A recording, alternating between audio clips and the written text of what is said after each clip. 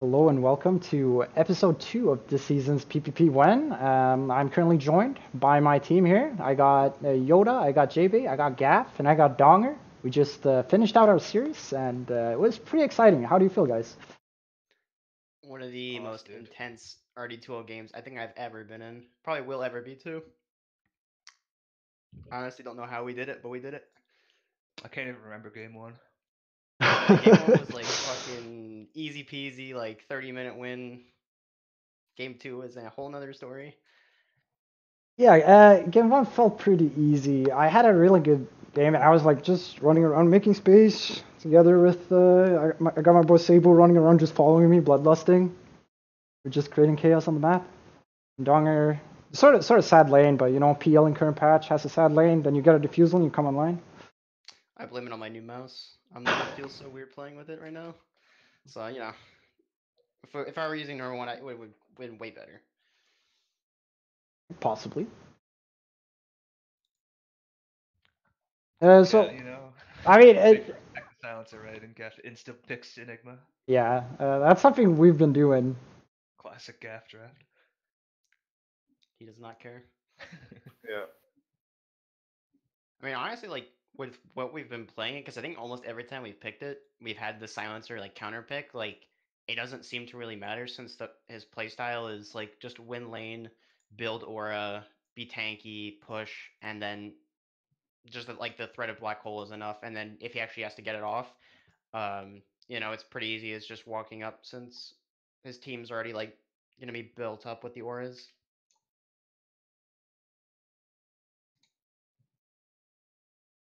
Yeah, that's a good pick. I do think both games they wanted to play the Strider Broodmother, but they didn't get the opportunity to. Um, Yeah, I mean, just it went felt and made like it. other picks. We Yeah. last banned it in the first game, and in the second game we also ended up banning it. I don't know what else there is to say about this game. I think this Ember went for a build that is like really good versus the PL, but it means if I ever catch him, he's instantly dead. Yeah. So I didn't like that build personally. I think it has potential to do a lot if you don't get catched.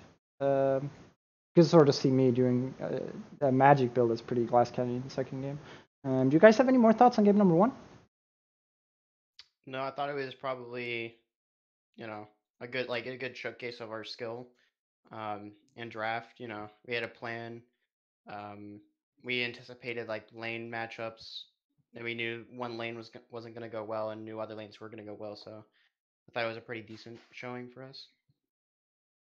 All right, so well, let's take a look at game number 2. So Gav, talk to me about the draft here. Well, I thought our draft was good until the random Underlord at the end.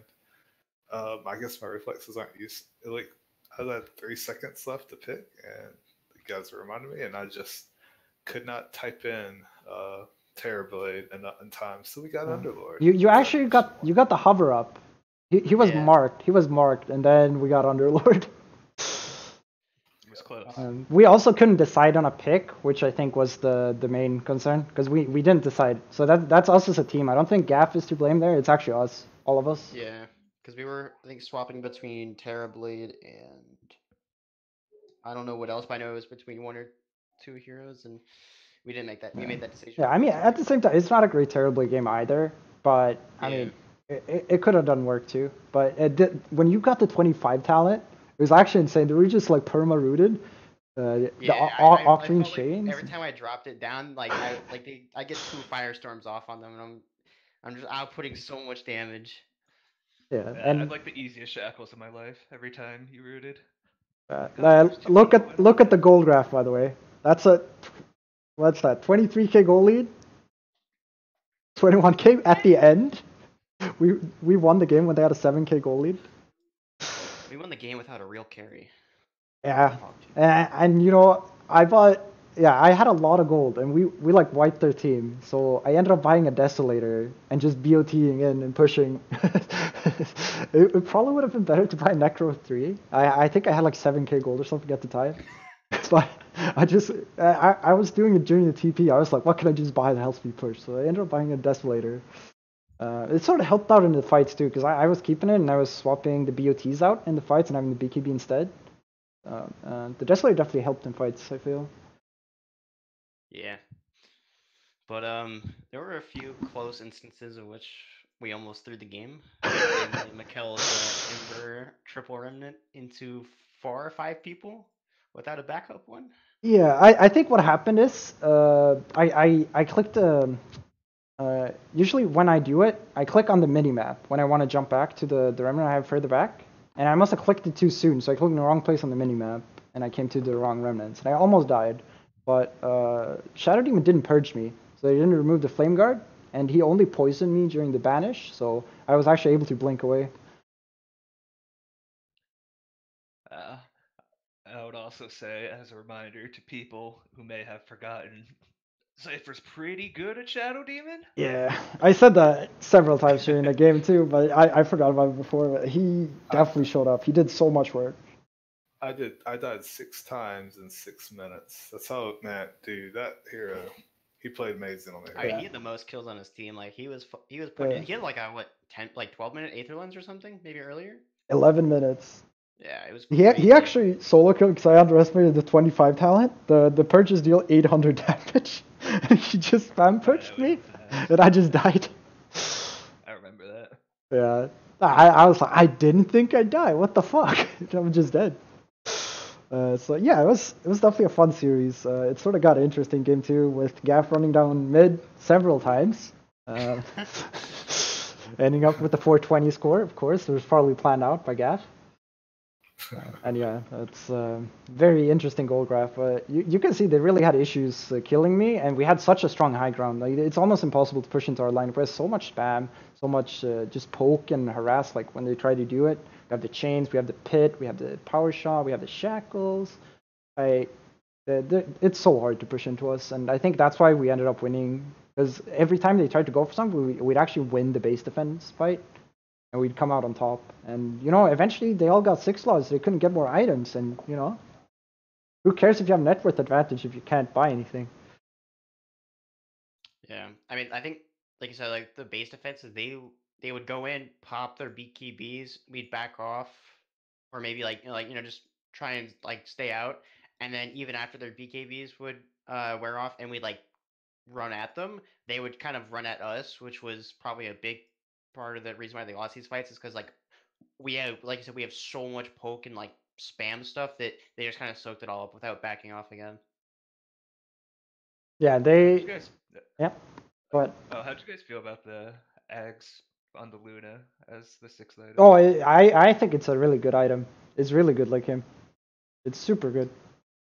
Yeah, I thought it was. I'm a big fan. Surprisingly, I mean, I didn't really run into problems mainly because I was too tanky to really care about it. But for the squishier people, I could see it being a problem. Yeah. Just against like Brewmaster, Ogre, and Underlord, I don't think it's a good item. It's pretty good versus my hero. If they know where my backup remnant is and they have 25 on Luna, I can actually just die to it. I can just die to it if she places it there. I think that was her thought. Like, cause they had like no disable, so I can easily jump in. I can do whatever I want for like 1 second. Then I just zip out. And I had the remnant talent and Octarine, so I had so many remnants, and I think that was the reasoning. It's also you can zone it while you push towers, right? You put it like on top of our racks, and then you can hit the tower.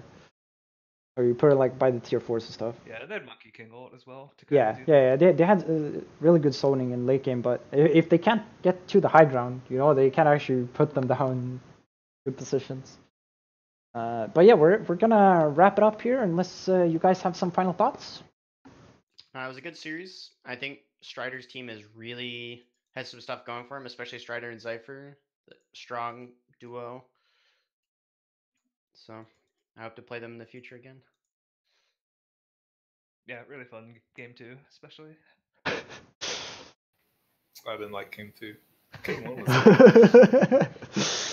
was yeah, alright guys, thanks a lot. It was a pleasure playing with you guys. I'll see you guys for our games next week. Alright, well, shout out to Gaff for keeping it PMA, even after going 6 deaths in 6 minutes. Dude, it was bad. Yeah. We came through it. Right, guys. Got it. Alright, take your leave. Thank you. We got Roughneck coming up. Gonna be speaking for his team. Welcome, Roughneck. You are representing Team the Aegis Cheese and Wine Group, I believe it's called. Of course. Yes. So, talk to me about your first game here. Well, hold on. Let me pull it up. I accidentally closed my browser. But I'd like to look at the band draft. I think they were interesting. Yeah, I mean, you don't see these bands first phase that often. I'd say it's pretty uncommon. So the Lifestealer band was because that guy's scary to look at. That's pretty much it, actually. You just don't want to look at. And that's all. And water is also. Yeah, that's why we banned. We tried the 5 axe both game. It worked. That shit's great. Ease on this. Well, what are your thoughts? Your mic is cutting out a bit. Okay, let me change the sensitivity here. Yeah, what are your thoughts on the 5 axe? I think it depends on what kind of safe lane they pick. I think their safe lane actually should have won versus your lane. Probably. I think if they put like melee heroes, I think it could actually be work out. Like if you're lane versus melee heroes with that. Yeah. Because you just run at them with battle hunger, right? Yeah, that's what we did, and yeah, pretty much that's it. Like I don't think they drafted very well in a way to win that lane. The Tiny just has like, especially with Axe, like normally I'd get clicked by Clinks or something, and I have 0 armor, so it's very sad. But I had like a 10-minute blink or some shit, so yeah. it was kind of interesting. We picked PA and we picked Necro, and our mid kind of like drew even, and I don't think that's supposed to happen ever. No, that looks like a pretty easy lane for the Necro to me. But it's also a mismatch with the MMR, I believe. Yeah, well, I mean, he's only Divine too, so. Divine versus Ancient, so still a bit up there. We were pretty much losing this game, like for the first like 30 minutes, I want to say, and then they even took a Rax off us, pretty doubtful. And then we Blink called the Necro at a Roche fight, and we stole Roche, and the Necro got one shot by a dagger from full health. So, and then we just won the game after that. So I want to call that skill, but RNG is also a skill. RNG is also a skill. Yes. I didn't become a top 100 Ogre Dota buff player off pure luck. That shit's a skill shot. Precisely. All right. Do you have any more thoughts on game number 1? No, not really. Yeah, that's pretty straightforward game. We crit, we won. All right. Let's take a look at game number 2.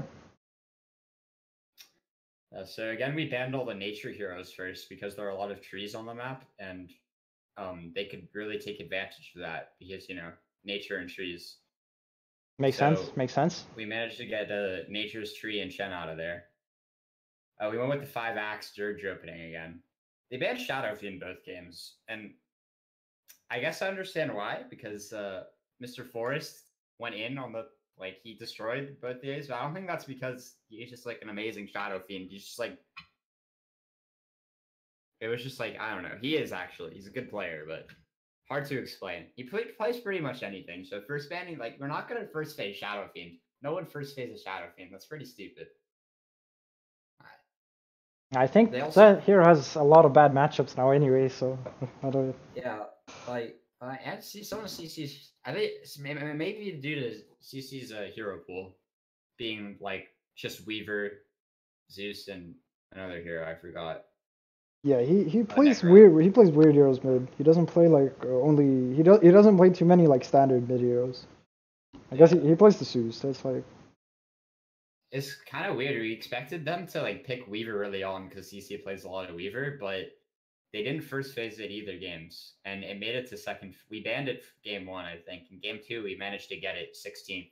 They even had the 15th pick to get it in phase 2, but they didn't, which is strange. Maybe he just doesn't feel comfortable on it. I don't know, but I feel like that them picking Murana there did nothing for them, and they let us get a lot of heroes. They banned PA this game. Phantom's not like than PA current year. I don't know. It's kind of good against Wyvern and Centaur, I guess. Like you positioning, something about positioning. I think that's what Forrest was saying, but I don't know. They let us get Weaver and Ursa, and those heroes are both super strong. So I felt like the game was easy after that. Yeah, I mean, looks like it's like the one issue with your lineup is like you actually have no catch before this dagger on Axe, right? He's gonna get it pretty late, but they didn't abuse that with their picks at all. And you didn't even ban like hard to catch heroes. I think they may have messed up there because like I look at this and I'd be like Ember looks fun, like Storm looks fun as long as you're not laning versus the Ursa on the Ember. It's like you're gonna have a pretty good lane versus Necro. But he doesn't play those heroes, so they don't have that option. Hey, he plays Storm. I know that, but I don't know how. Okay. I think Storm loses to Necro actually mid. Yeah, probably. I don't know. They last picked Pugna support. That was a big question mark. We're really confused. Pugna is very good versus Necro, I'd say. It's also good versus Ursa. Yeah, but don't you want him to have like farm? Because he was 4 and he didn't do anything. He had like a 22-minute Aether. They wanted to lane him versus the Ursa, right? To make sure the Ursa has a bad lane, make sure Miran has a good time. I think that makes sense. I mean, we swapped lanes like 3 or 4 minutes in, and they didn't follow like they could have pretty easily. Yeah. They just didn't swap. That's probably a sign of them not having like a strong commanding force in the team, like someone who tells them what to do. Yeah, I mean, the Pugna is their highest MMR. I believe he's Divine 5. So I'd imagine he'd supposed to be calling stuff, but I guess he wasn't. I don't know. It felt like that team's not putting him on like their best player on like I guess he's a 4 player. They're not putting him on like these do shit heroes. In game 1, he played Earthshaker, but he kind of played a core, I guess. Like I remember at like 13 minutes, he came out with Arcane Boots and Blink, and he just like slammed us top, and we were really confused because we didn't even know he was farming. Our bottom lane didn't tell us anything. But game 2, like you just pick him Pugna. He didn't do anything the whole game. Once because I didn't know life drain only disjoints because of range, but it's RD2L is a learning experience, so that didn't happen again. I'll never happen. I think that's like the biggest impact he had in the game. Okay, some call ups. Yeah. Yeah. All right. Do you have any shout outs or any closing thoughts or anything you want to say? No. Shout out Scrub Spirit. Shout out Muffin, the usual. Fuck Hitch. All right. Well, thanks a lot for coming on and discussing the games you played, and good luck next week. You too, sir. Thank you. Coming up next, we got Vinyl Dota. Hello, Vinyl, sir. How are you doing? Fine. How are you? Yeah, I am doing great, dude. I had some interesting Dota 2 games. I think some people might have watched my second game. It was interesting. But how was your game number 1? Oh, game 1. Issue number 1. They banned Bristleback. They probably looked at all of my games that are on record for RD12 this season and noticed I've only played like Bristle in 1 game of Enchantress. So that's not good. They banned the 1 hero I was playing in the offlane. Never a good thing when you have your hero puddle banned, so I had to resort to Bristleback Light, which is Centaur. I can see the reasoning. Okay. So then I was just missing stuns for like the first 3 minutes. The trouble was they picked Ursa like first. That was their first pick was Ursa, and then we had to lane into that because I wanted to pick Slark. Because Slark is a hero where your pub PTSD kicks in, and you are just like, we got to get that guy. And if they do that, DNM has a free game in Sniper. Which is I see the reasoning. I also see the reasoning behind his items. I'm not sure I'm sold on it, but it worked out. Oh, who's the snipers? Yeah, I can understand the reasoning, but I mean it worked out, so I'm not gonna say too much. So I understand. His fucking build, and he was just looking at us, and he's like, "I don't know what I'm doing either, guys. I'm just." No, I think I can understand the reasoning behind all of it. The E-Blade makes sense versus Ursa, because he goes Abyssal, so he just wants to burst you down. You E-Blade yourself, and he actually just wastes his enrage duration, most likely on you. And OD also can't hit you during that, which is okay. I mean, they also picked OD in current patch, but then again, you picked Slark. But Slark makes sense, because DNM just sits back and just does whatever he wants. Oh yeah, the Slark was down in their jungle at bottom lane, and he did like 3 laps around the Ursa, and he's like, guys, I think they see me, and then Ursa fucking Abyssal and just got him. Right then. It was interesting interaction. I will I shout out to whoever their mid laner is. I don't know, because I don't think that's his sign up name, but he did mighty well against DNM in the middle lane, especially in a game 2. All right. Do you have more thoughts on game number 1? I don't think you pick Enigma Naga together in this patch. I don't think that's very good this patch, but I mean, I picked Shaman Skywrath. I think overall this is not a Naga game. It's there's like no heroes you actually. Is a Naga game. Oh, it's pretty good versus melee heroes, right? Like even if they have BKBs, you can still disable them. You can sort of enable some cores in the offlane too. But he got nerfed on the Riptide, I know. I guess he's not as strong anymore, but he's definitely strong when you're playing against melee cores that has no way of getting rid naturally of the net. If they want to buy BKB, and then you can net them. You just have them soloed out. Or if they BKB, you can song and focus them. But there's nothing like that. Like Slark, good luck netting a Slark. And Sniper, he's gonna be so far back. It's like doesn't matter too much, right?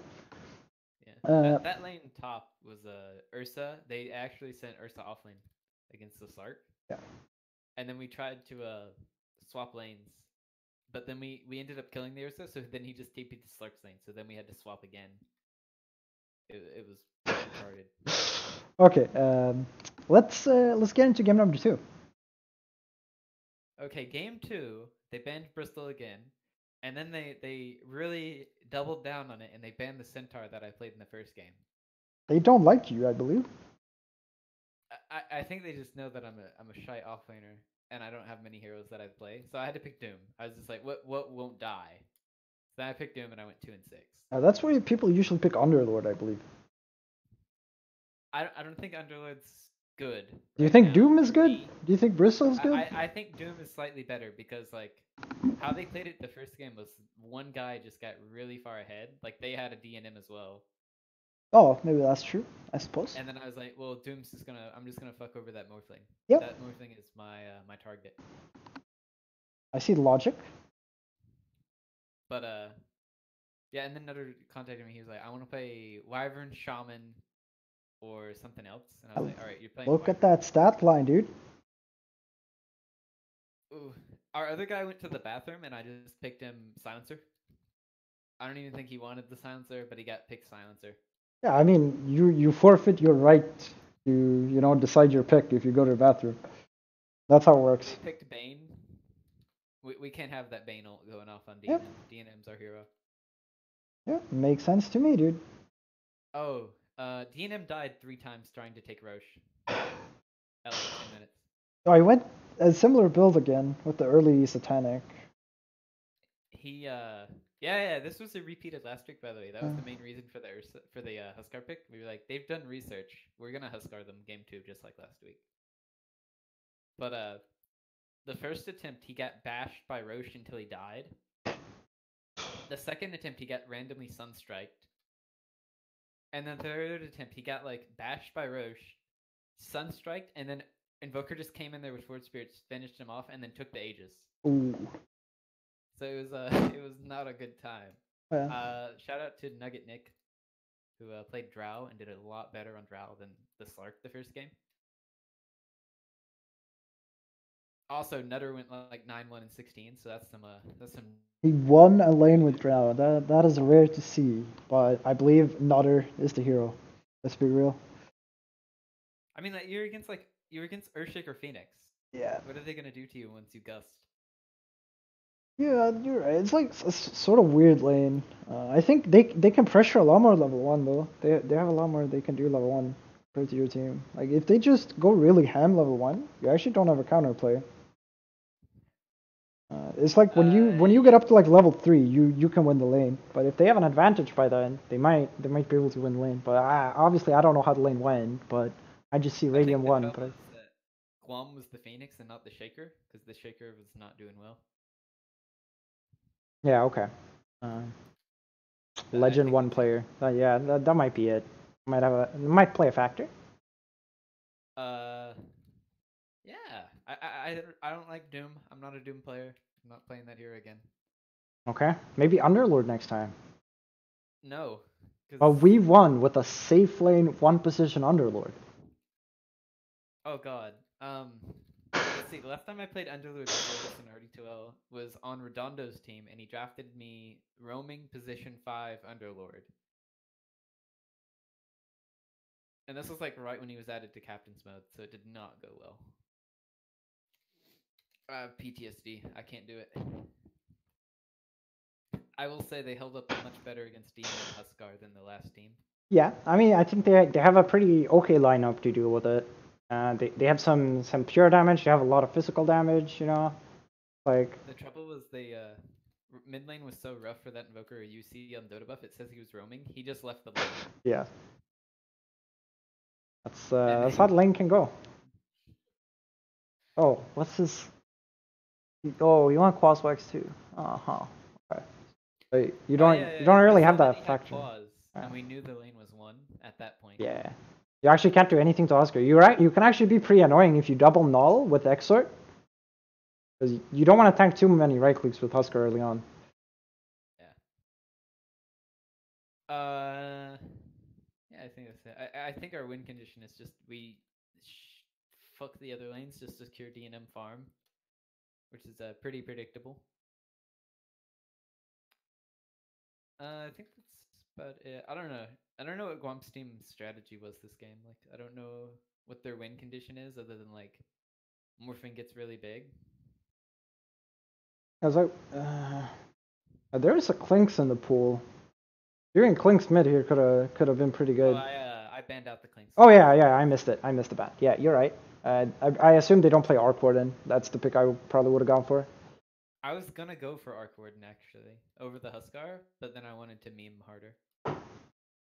Yeah, it's pretty okay for your team too, actually. It's morphing into Arc Warden is pretty strong though.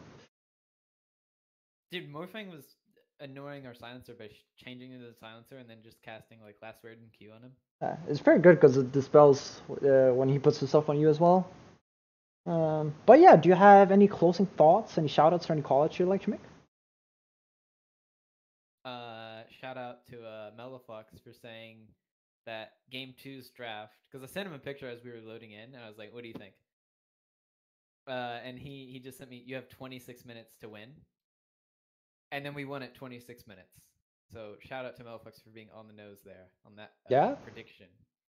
He was actually wrong though, because you won after the 26 minute, right? No, we won at 26:03. Yeah, but it starts at -130. Oh my. Oh. Yeah, so Meliflox confirmed wrong, by the way. Better go talk to Skip about this. All right, thanks for joining me, dude, and congrats on 2-0. Thank you. Congrats on yours. Thank you, sir. Intense game too. Can confirm. Fucking random last pick. Wait, what? What? Oh, we were gonna pick Terrorblade and we randomed Underlord. That's what happened. Is that why that happened? Yeah. That was definitely not fucking planned. It was awful. He was late. Dude, there's no way. But yeah, all right. I have to move on. Thank you. Thank you. Got Badger Dota coming up. Badger sir, hello. How are you? Oh, I'm doing great, dude. I've been just like there's a bobcat in my front yard. He's been eating a small rodent, and I've been trying to watch him for the last half an hour. It's pretty entertaining, actually. So you actually finished before my team this week. Talk to me about how your games went, starting with game All right, one. Before you open up any of the games, I want you to predict in both games combined how many deaths I had. All right, I've already have game one up, and I also got to watch game one as we started our game pretty late. So I mean, based on game one, I assume you have a total of 25 deaths. That's perfect. I actually had exactly 25 deaths. I had 14 in game one, 11 in game two, but we won one of the games, so progress. Yeah, I was watching game one, and I'm like, he got his heroes, but what the fuck? This is not happening. It's not going well. Means we got our heroes, but we actually don't know how to play our heroes. You just banned all the time. We don't know how to play our heroes. Okay, It but happens. all right. So you also you let Silver play the Phoenix and not Steven Lorison. Sil claims to be a better Phoenix than Steven. Perhaps we might need to do something different next time we have Phoenix. Maybe. I mean, you could have picked like Brewmaster instead, right? Yeah, I would say we should be picking Brew at 10. Go Phoenix support, Brewmaster Alpha, but my Zamo player was like, no. And he picked Tree Protector. Hmm. It's like you doubled down on no damage, right? I know, we didn't know that. It's like, Phoenix actually gets a lot of damage when he has like around level 14 and then to 15 talent. He actually gets a lot of damage, but before that, it's not too much damage from Phoenix. I think Phoenix completed one egg all game that didn't die. That's the only problem, though. Yeah, I mean, it's a first pick overall as well, and you also put it on a core position. So, it's what can I say? I'd also like to say that when I opened this game up in Dota TV and me and my team were watching while waiting for our game to start, I see Prohibit. He has Midas, Atos, Agatives, Blink Dagger, and he's 12-0. I mean, okay, so we won the middle lane with our Mirana, I thought, and we did. We won the middle lane, and then it didn't matter because it's Prohibit, and he bought a Midas and he farmed until he was 6 months. Prohibit's just like this weird player, right? Where you think you understand what's going on, but then Prohibit happens and you don't know what's going on. You lose to Prohibit. Oh, I need to flame the Mirana. She didn't buy a Manta. No Manta.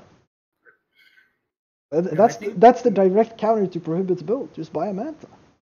I did not get a minutes 10 poem on Tram Protector. It went to my Ogre Magi, and that's it tilted me very immensely. I was very mad about that. I really want to have a tome on my hero, so I have to do things like Overgrowth, but nope. We had Multicast. Yeah, so it looks like your team did okay for 20 minutes, and that's where everything just went downhill. It looks like you got team wiped right there. Yeah, I'm supposed to be probably buying wards or something, right? But I'm, a carry player. I'm a mid player. I don't know how to play support, so I just didn't buy wards. I didn't put them down, and then they ganked us, and we didn't have vision, and we died. Good times. That happens fairly frequently. Like, compare the sentry spot in game one here. It's pretty interesting. Venge just spent literally all of her money on sentry wards. Like, she went into the lane, just placing down sentries pretty much. It was very fun. Yeah, exactly. And they won the game, I don't think she's the reason why they won. I think sentry wards are pretty good to buy. I think the dusts were a lot more impactful than the sentry wards.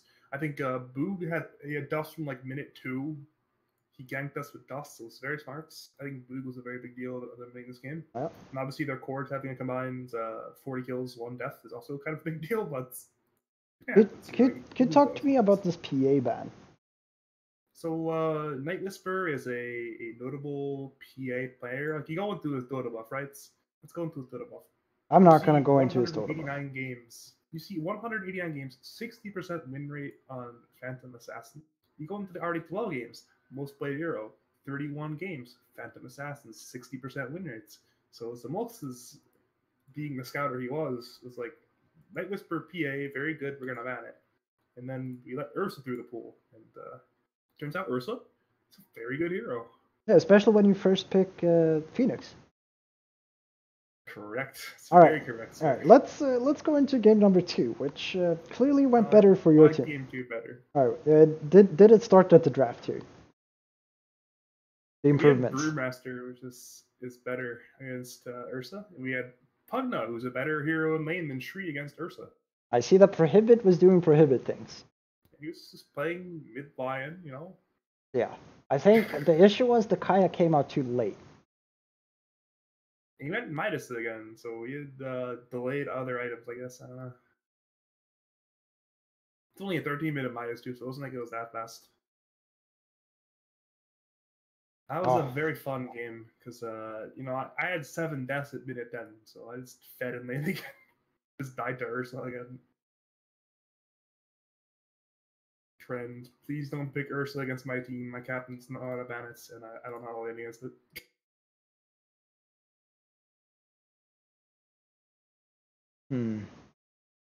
So yeah, you had combined deaths of 25, and look who won the Sentry Ward battle in game 2, by the way.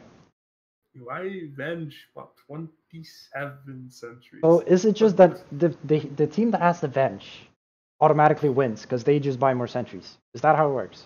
I don't think so, because the thing is, you look at game number 1, and I had no items, right? I had to buy like 9 wards, 8 sentries. It was very sad. Look at game number 2. Look how few wards I'm buying. Look at the items I have. They do things. I can force my teammates. I can Aether Lens things. And speaking of game 2, actually I was like sitting in Fountain for like a solid 10 seconds, trying to figure out where my Ring of Regen was for my Force Staff, right? So I had Force Staff in my quick buy. I bought the Force Staff, and the ring disappeared. Yeah, Tranquil Boots, right? Yeah, I didn't notice that until after the game. I didn't. I was like sitting there like, where did my boots go? Or where did my ring go? I don't know. Yeah. I'm very you know, player. I would just accuse someone else of you know, just dropping it somewhere with the courier. I was looking around. I was looking at the courier. I was like, I had the gold for it. I had 2,500 gold. Where's my Force Staff? Yep. All right, that happens. But yeah, so besides the prohibits, why did you win this game number 2? We bought some more awards. My Venge. At the beginning of 1, right? We took these big game team fights, and they were very dumb because we had no vision of the enemy team, and we lost. In this game, we took 1 fight without vision, we lost the fight, and we recognized that we need to actually place wards. So my Venge goes on sabbatical, buys a bunch of fucking wards, places the wards down. We have vision of the enemy team, we kill them going on their stupid ganks, and we win the game. So vision wins games, boys.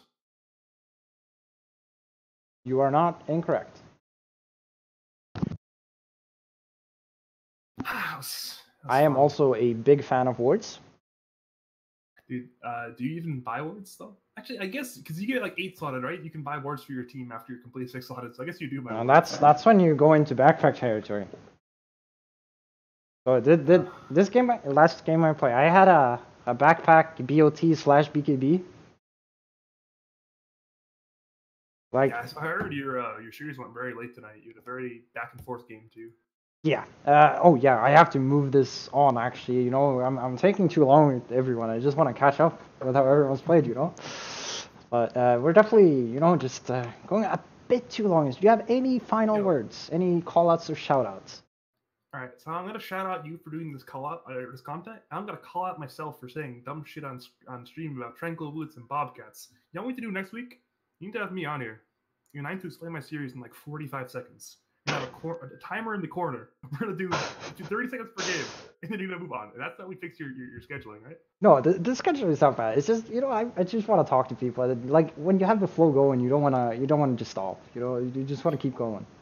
And that's basically the issue. I try to keep it like 5 minutes per captain, but you know, it varies back and forth.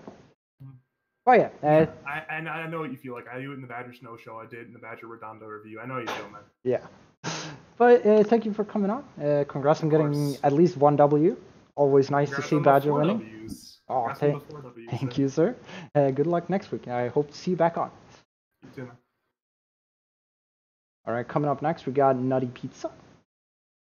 There we go. Hello, Nutty Pizza. Hey. How are you feeling? Oh, I'm feeling great. I'm just excited to be here, and you know, I just want to hear about your games. Oh, thanks. We watched. I watched most of your game too. Very exciting. That was some exciting stuff, you know. Even you were dead so many yeah, times. I definitely attempted to throw the game, but you know, sometimes, you know, my Ember is sometimes unkillable. But okay, so game number 1, what happened?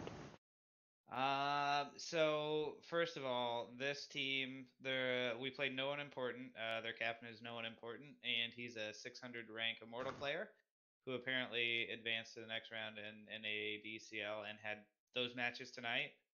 So he found like a stand-in, like rank 1600 immortal player, but his team wanted to play with their other 5 instead of a stand-in, so they played without their captain or a stand-in for their best player.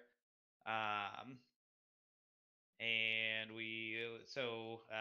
Ricers is on that team, so we just first banned Huskar, and yeah, went okay.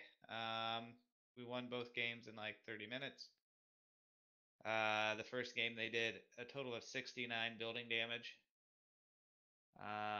Payday played safe lane carry Ricky and went 15-2. Yeah, I've been seeing a lot of safe lane Ricky in RD12 actually. Yeah, he was calling for it when we picked at the point in the draft where he picked the Bloodseeker, and that was 17. He's like, I want safe lane Ricky, and we didn't know what to do mid, so we went Bloodseeker because I thought it was good against their relatively squishy lineup at that point. And we could flex it between mid and safe. And after we had second pick both games. So after we saw the last pick deuce, he's like, it's natural Fusel carrier, it's awesome. I was feeling it before. Pick me it. So I picked him it, and he did really well. And this is also first RD2L game. I had 0 deaths, I think. Yeah, that's a solid stat line. 1014. Yeah. Yeah, just So keeping your team alive. Yeah, and that was Pit into Bloodseeker silence is cool too. Yeah, for sure. And with the tombstone on Yeah, top too. yeah. I was just about to say it works And pretty well with Ricky, Undying. oh, yeah, Interesting so to many see the meteor hammer on Undying. I'm not Oh, entirely sold on that one. We were throwing for a while, just trying to like force it high ground. You can look at the graph from like minute 20 to 25. We just kept throwing our bodies at high ground. We're like, fuck, we just can't hit buildings. I mean, we could, but yeah, I guess their high ground's pretty annoying. They have the Dusa, they have the wards, they have the Bramble Maze. Yeah, pretty annoying to try to force. somebody in out of position. Yeah, and you don't have anyone to hit from range, so. Yeah. Yeah, pretty tough to breach. I had a meteor hammer queued up for a second too. Bought one.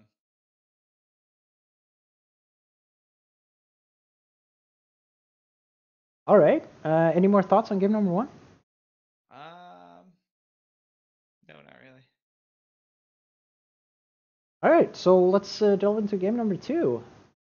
Yeah, as you said, similar time on this game. Unfortunately, you got some deaths, but it went well.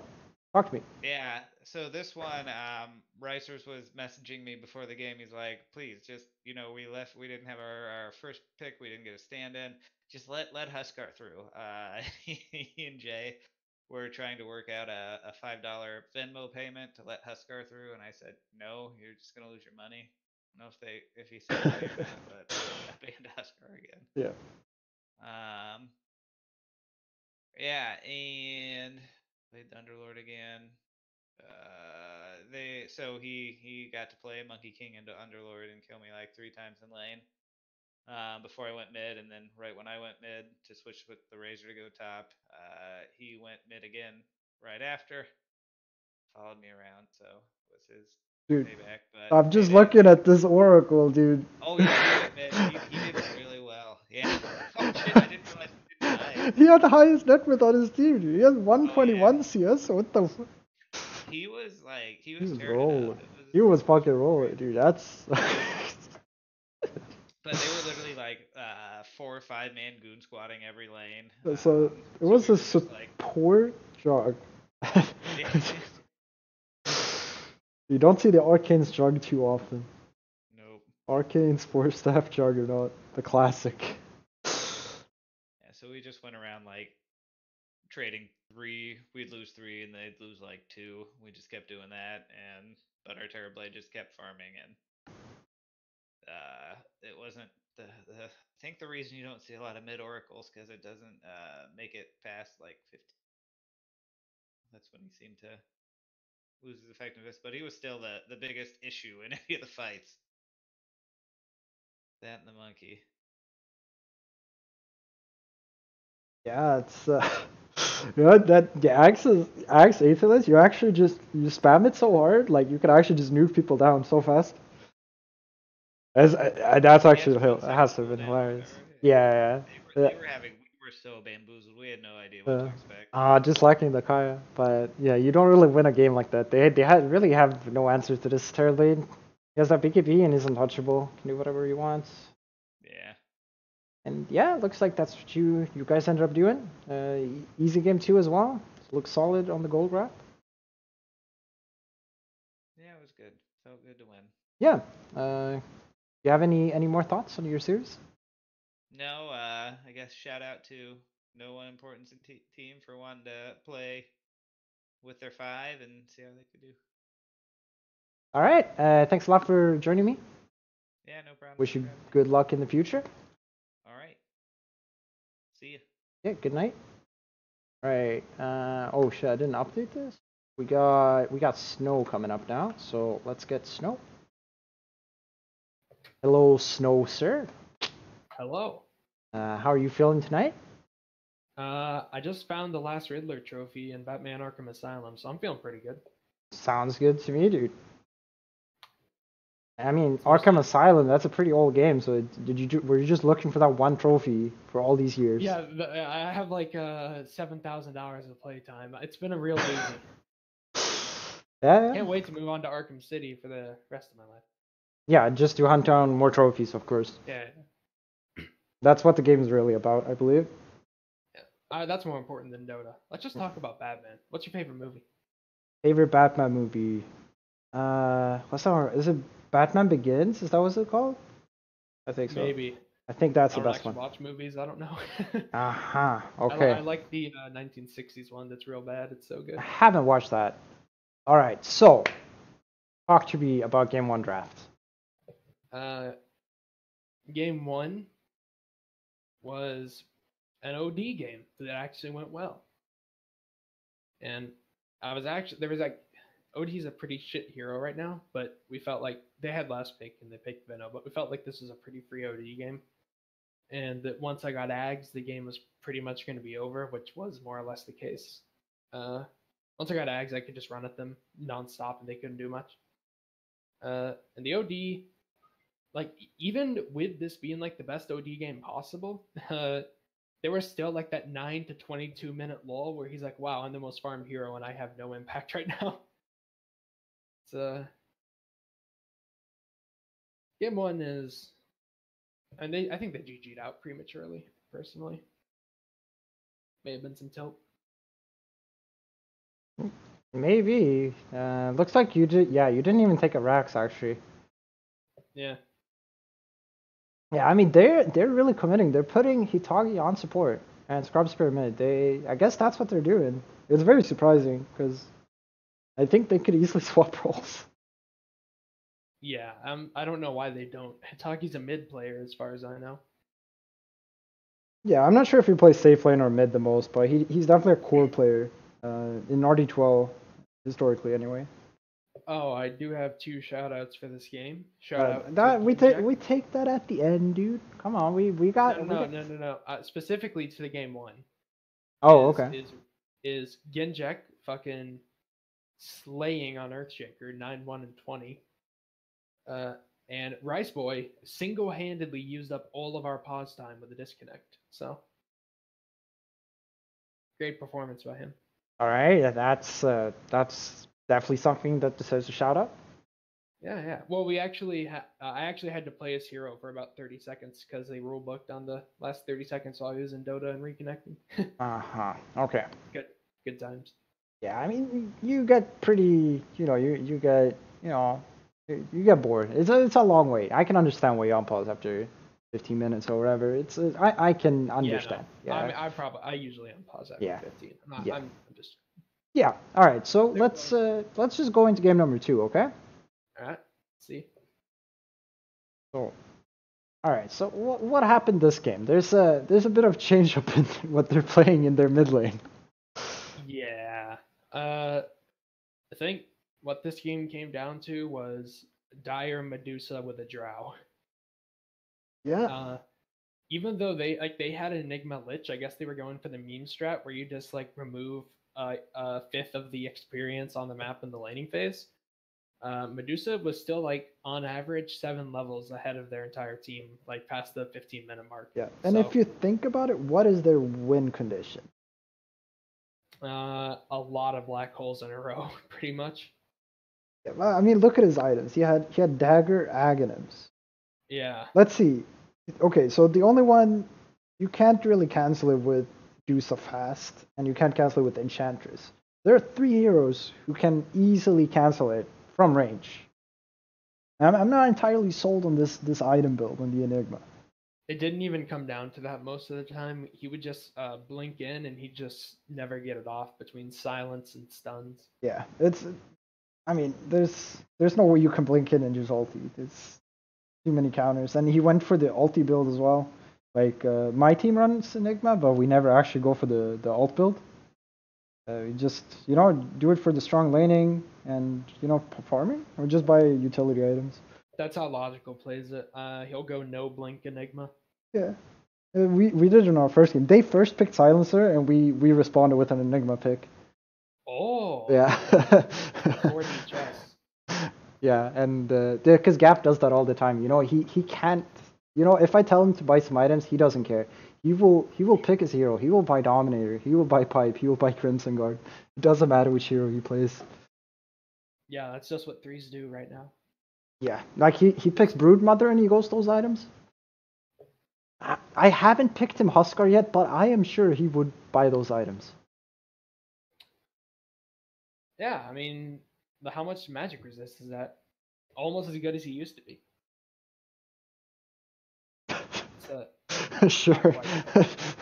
Sure. Seems good. If it was actually post mitigation with the block, that would have been sick. Because you would have blocked so much magic damage. Oh yeah, that would be fucking. Yeah. How much damage would you have to do to kill him? Yeah, it's like you can't break through the pipe if he's low HP. Throw in a Centaur Stampede and literally immortal. Yeah, it's the same with the Flame Guard. It's also a pre-mitigation. I believe Mana Shield is also pre-mitigation. Yeah, Mana Shield is. That came up today with the Medusa. Yeah. I feel like both games, they really focused me. Like, I felt like I was getting 4-man run at after like 6 minutes pretty much. And they just let Rice Boy kind of live up to his name in Rice. And he just came, like, you can look at the gold graph here. At 24 minutes is right when he started to fight. And that's just the game. Yep. That's just an easy game after that. Yeah. I was just telling my team, they were like, we need to fight as 5. I'm like, no, wait till Medusa gets 20. Then the Scotty 20 talent. It's such a peak. It's like where you become almost impossible to deal with, and you just stand there, just hit towers. You're on Medusa mid every game. Yeah. Do you have any more thoughts on your series, sir? I do. In game 1, I forgot to mention, we had first pick, so I second picked a Chaos Knight support, and the bans seem to imply that they thought it was a core, at least for the most of the game. Yeah, they banned some 4 heroes. Yeah, Noobs on Boobs too has some weird fascination with only playing hard carries. My offlaner and my position 4 only want to play hard carries. They just want to play them as supports. Like, Noobs is a believer in Gyro and Huskar. Then Genjek wants me to pick him Ricky and Monkey King every game. Uh-huh. It's fun stuff. Lots of draft debates incoming this season. All right. I mean, that's always fun. Do you have any more shoutouts or callouts? No, but I'm gonna set a goal to at least win 1 game with 5 hard carries. All right, sure. Why not? Sounds good to me. Thank you for your time. Yeah. And congrats on 2-0. Thanks. Good night, sir. Night. All right, we got Accepted Dota coming up. Hello, good evening, Accepted. How are you doing? Hi. I'm actually doing great. All right, so let's just get into it. Talk about this game number 1. They let me play Morph. Is that a thing? Yeah, I'm playing Ocean Man, dude. The Ocean Man, the one and only. Yeah, Ocean Man, take me by the hand. Yeah, I've heard it. I've heard it. They lost mid on their rank 300 player to Gohan, which is a big oof. They lost every single lane, and then I just morphlinged. What kind of drug out the game so far is they had a Tinker. Oh yeah. That's pretty much it. Yeah. You know, you didn't have the best jump. You know, you could have seen maybe, you know, a Hex on the Quap, and you can just global and kill the Tinker, but it didn't happen. Yeah, we won later than we should have. But it's fine. Yeah, I mean, you take the W. You know, it's like last week when you played the Dusa. You know, you just farm and then you end it when you want to end it. Yeah. That's the order. You had some pretty weird item timings though with the one lane. Can you talk to me about this? Mine? My item times? Did you buy an item before the Lincolns? Yeah, I bought a Morbid Mask. And I had Aquila, and I had the wand. Oh yeah, you bought wand after Treads. That is interesting. Yeah. But I still think it's a long time. I couldn't use the courier. That was the problem. Oh, Gohan stealing it all the time? Not stealing it, using it. Yeah, stealing it. Confirmed. Heard it here first. He had it. He would have it first, and then someone else in the off lane would use it, and then my lane didn't get it until 8 minutes. It's life. Such is life. Yeah. Is there anything else in this game one? They drug out a lost game with a Tinker. I mean, you always have faith that you can turn and win. You know, I am not the kind of player who would ever give up. I would also play. Oh, I wouldn't give up. I just think they lost way earlier than they actually lost. I mean, there's never that big of a goal lead, right? Like you have an 11k at 46, and then at the end, you know, you just win. But there's like sub 10k for like most of the game. 11k at 46, then you actually lose a bit, and then you just win. But you know, like my game, we were 20k behind forever, and we win. So yeah, like you're right. Don't give up. Play the game. You know, I respect that.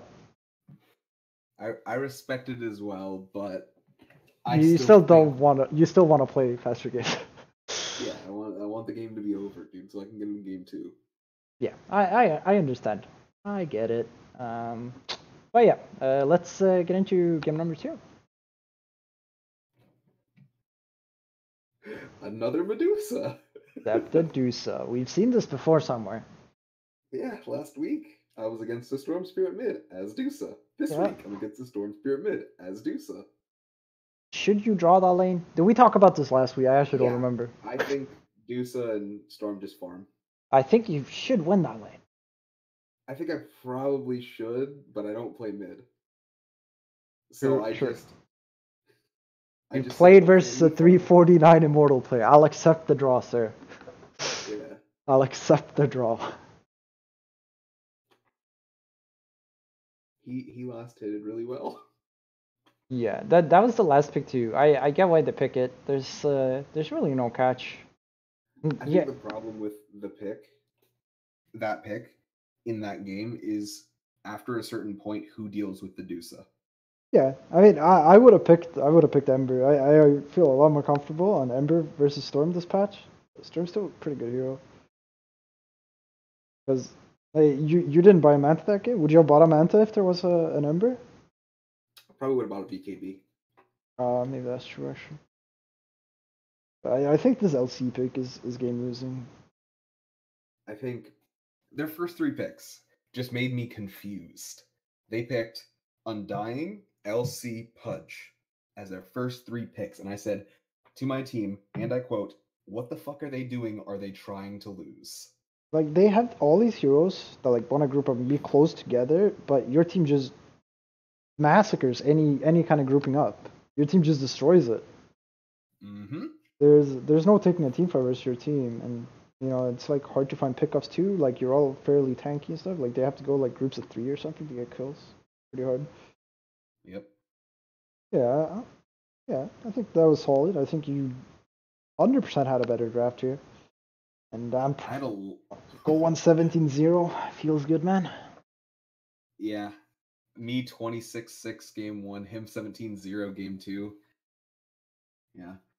I looked at the average like not XPM KDA of us each game. My average KDA was 16, 3.5, 16.5, 3.5, 7.5 assist kill death assists. His was 16, 1.5 deaths, and 14 assists. It was really fun. I love playing Morphling. I love that hero so much. And they had such a weak lane against it that game too. It was what? Clockwork Doom?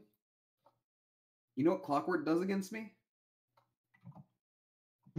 Dice? No, nothing. He does nothing against me. He walks up to me, cogs, and starts battery assaulting, and you know what happens? I waveform out.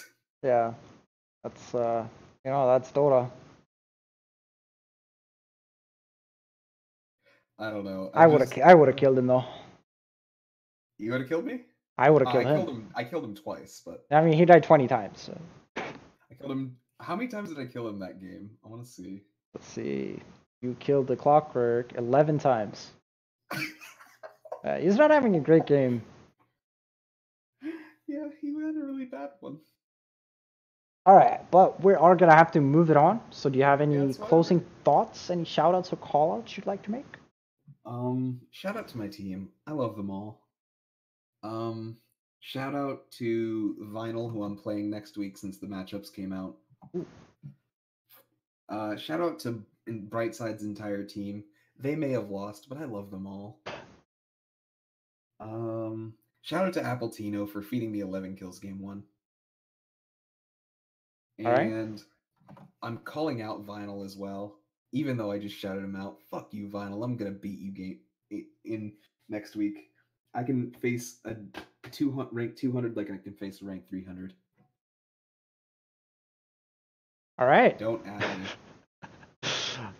Thanks a lot for your time, and congrats on 2-0. Thanks. Good night, sir. Good night. All right, so up next we got Patience. Hello, Patience, sir. How are you doing? Hey, man. Doing good. We just 2-0'd. Oh, that's always nice. So talk to me about your series.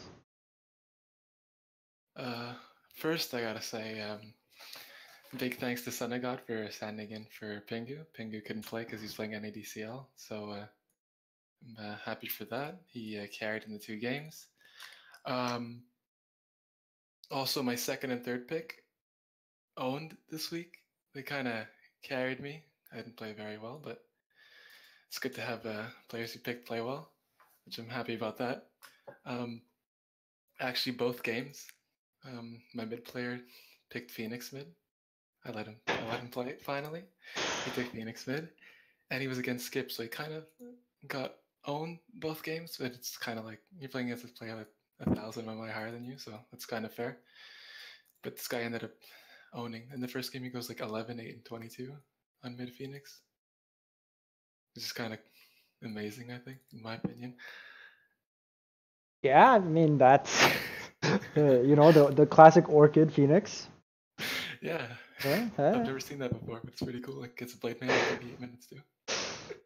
Yeah. I mean, I could have seen maybe the Halberd, because they actually can't kill the egg if you Halberd the Mirana. That could have been a play. Skip plays so well. Skip played well. I don't know. He just couldn't carry his team. I don't know. I think maybe we just played better as a team than they did. Skip is their captain, correct? No, Red HQ is their captain. Oh yeah, Red HQ. Yeah, sorry. You are correct. Yeah, all right. Yeah. So this game 1 looks pretty impressive. You went for the unorthodox pick and Definitely found out. You know, it makes it sort of interesting because it impacts the draft, right? You pick it with your second pick, and then they're like, well, obviously this is either 5 or 3. And they're they're gonna ban accordingly, and then pick accordingly, and then you just put them in. Exactly. Yeah. It's it's always fun to do those kind of mind games. Do you have any more thoughts on game number 1?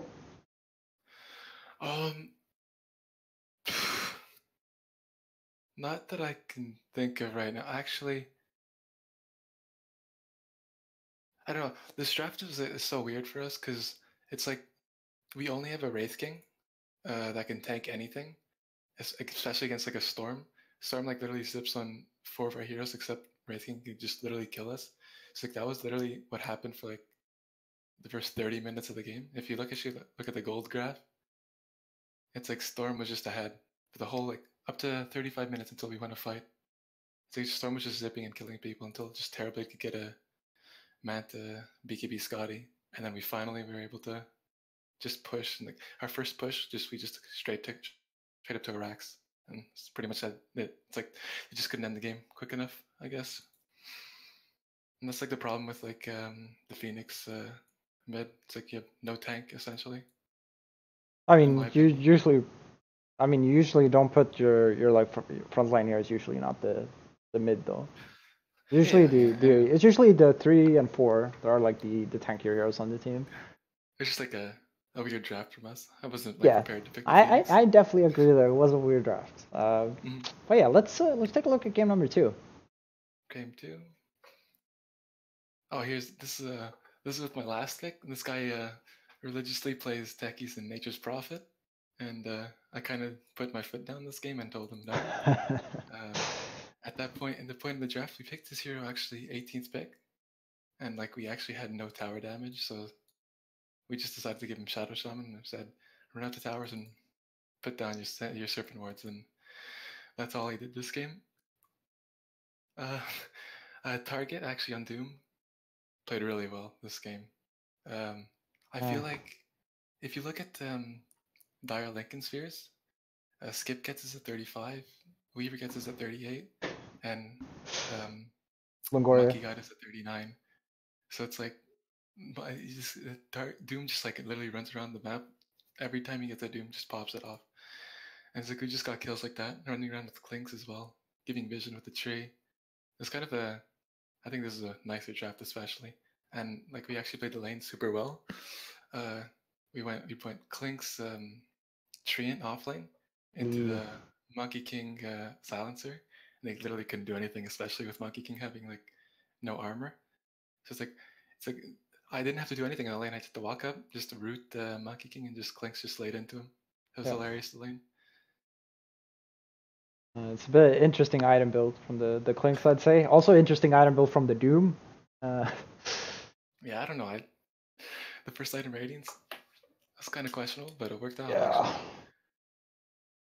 Yeah, I'd be a bit worried because there's so much physical damage. I feel like you should die a lot more, but it looks like they were like focusing on just killing the Phoenix. He died so much in the first 20 minutes. Yeah.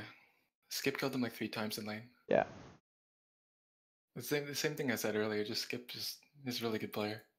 That sounds like a super free lane. Like Phoenix has very low damage. He has no armor and he has an awful animation. And Morphling level 1 is like 70 damage or so when he goes heavy into agility. Sounds like a very easy lane. Phoenix no damage on spells level 1 either. So. Yeah, I don't know. It seems like just a hard Morphling game. I'm not a Morphling player, but just like we just walk up to him in Viz and we just give vision and just guy runs in, Dooms him, or hexes him. They definitely didn't buy the amount of sentries they should have, considering there's a Clinks and a Treant in the game. They bought 16 sentries total, right? And you versus only a Weaver bought 31 sentries. Like that is an insane difference. Yeah, we get 28 just on the summon. Yeah, he was definitely doing his job with the warding at least. Even his ulti planning wards, he was just into the whole warding business. That was his game.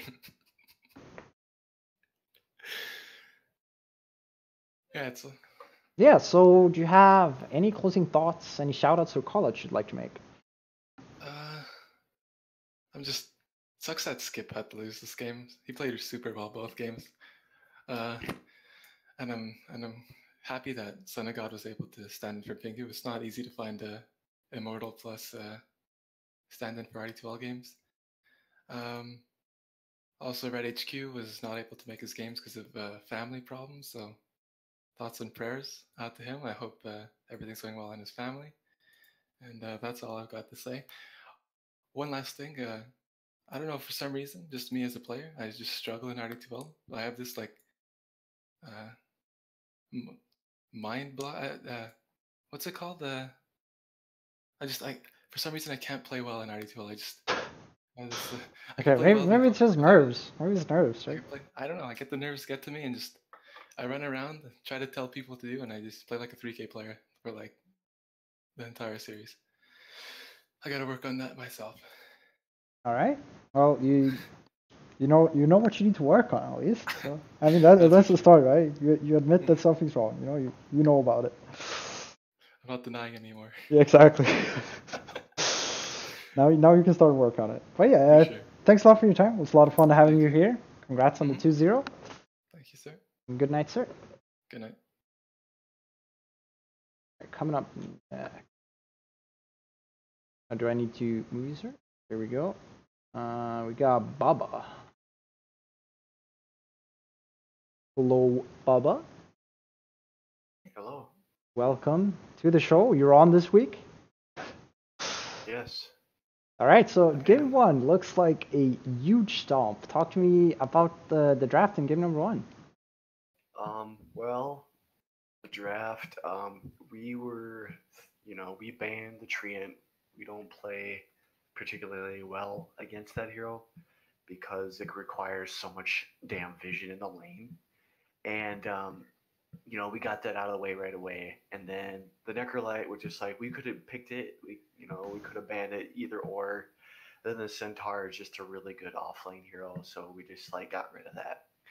For the first pick, for Axe, I was thinking about, whether or not if I should pick it early or not. Then I remember reading somewhere, like in Discord, for the RD2L, like you can run that as like a 4 or even a 5. So I was trying maybe to confuse the enemy team with that, but they honestly thought it was an offlane. So then, I got my Oracle, had a pretty good game as Oracle, and as the draft went on, we were debating on the mid hero. Nier really didn't want the Viper, and I kind of just went with it. And I know he can play the Viper really well. He just, it's a really boring hero to play as, I think. What do you think? It depends. I have a lot of fun when I get to do the Radiance build on Viper. That's when you're feeling good. Yeah, exactly. So yeah, like, the Viper was looking good, and I was gonna pick a clock instead of the Lich as a 4. I ran like a 4 Lich, and we wanted more, to ensure that his lane was better. So he wanted some harass and whatnot, and the team really talks me through the draft a lot, and I'm really appreciative of that. Sometimes I get kind of ornery when it comes to that, and just like, hey, why don't you guys just draft?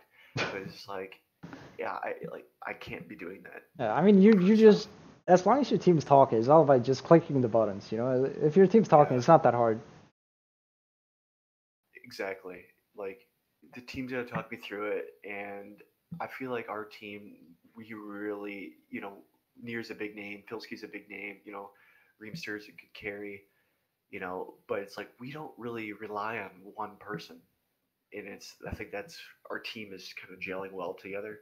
And I was kind of worried this week. We didn't scrim. We only scrimmed one time, and like I was just like, oh, are we gonna be ready? And I kind of just worried myself to the point where I shouldn't have. Okay, I mean, yeah, you definitely worked out for you guys. So like, I'm just looking at the score lines for both games. It looks pretty impressive. So you guys are looking pretty solid. Do you have any more thoughts on game number one?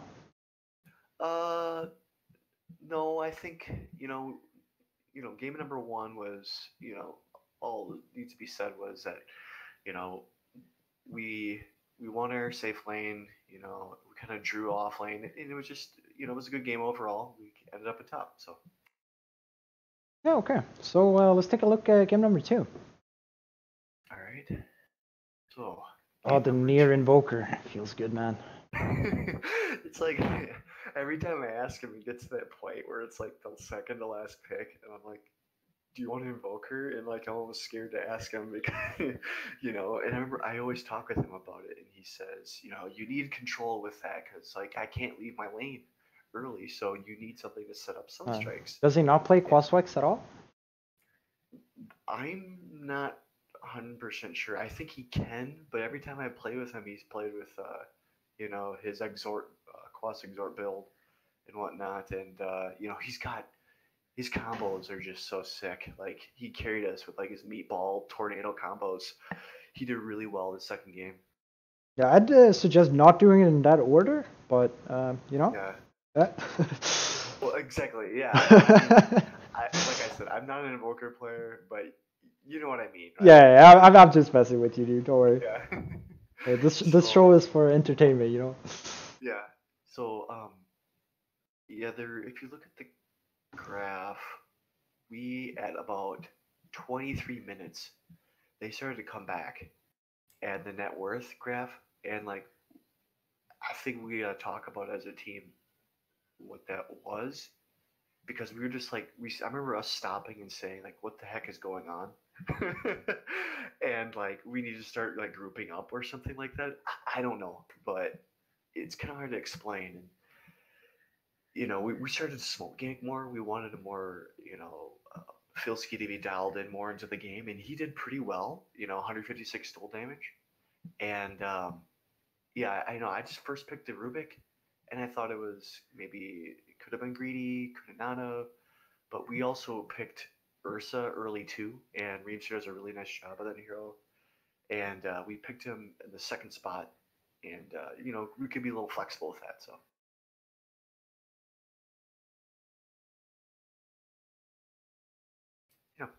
Yeah, I mean that's pretty solid. Um, game 2 stat line pretty much equally impressive to game 1. Similar game length too. Do you feel like it's mainly your drafting that makes you the better team in the series, or do you think there's you know, a lot of player skill as well? Yeah, I mean, I think the drafting has a lot to do with it, but we don't, like I said, we don't rely heavily on like the one person skill. Like I know deep down that I have like Nier and Filski who are pretty level headed and have a lot of experience. This is my first time in this league and being the captain. And these guys like have been super mature, and unlike myself sometimes where I just kind of like during the week I'm like freaking out like, why aren't we scrimming, all that stuff, and it's like they're like, dude, just relax. And like I think, like I said, we kind of rely a lot on, yes, our draft, but also we got each other's backs, you know. Yeah, it's very different. Some teams scrim a lot, some don't scrim at all. Some play pubs, you know, and stuff like that. Like, it's just different, and you know, no one should be forced to do anything they don't want to do. This is a for-fun league, so there's not really that much of a concern if you're not scrimming, because I think most teams don't really play much together outside of RD12. I know my team barely does. Like, we play Battle Cup together, and that's about it. But I mean, my team's looking pretty solid. Like, you can still have a solid season. It's not. Yeah, No. we watched your game afterwards as a team for a bit, and you know, and we actually, I think you're a J-base team, right? So Yeah. we play you guys next week. So. Oh, interesting. Good luck to you. Yeah, same to you, sir. That's gonna be fun. Yeah, it's gonna be a battle. Are you gonna ban the Ember? You know, I actually thought about that. So you know, we're gonna do some studying. So. Nier's been praising my Ember a bit recently, so. And just throwing it out there, apparently I had a 53 KDA. I didn't die once. Yeah, that's impressive. Yeah, 6-0 in the second game as well. Yeah, that's pretty fucking good. You don't see that too often. In PlayStation 5. Oh. I started working on my warding a little bit. Like when I buy the 2 wards in the beginning, like do I leave my lane to ward it all? I got that's the stuff I got to learn to start talking about on this for the second set of wards.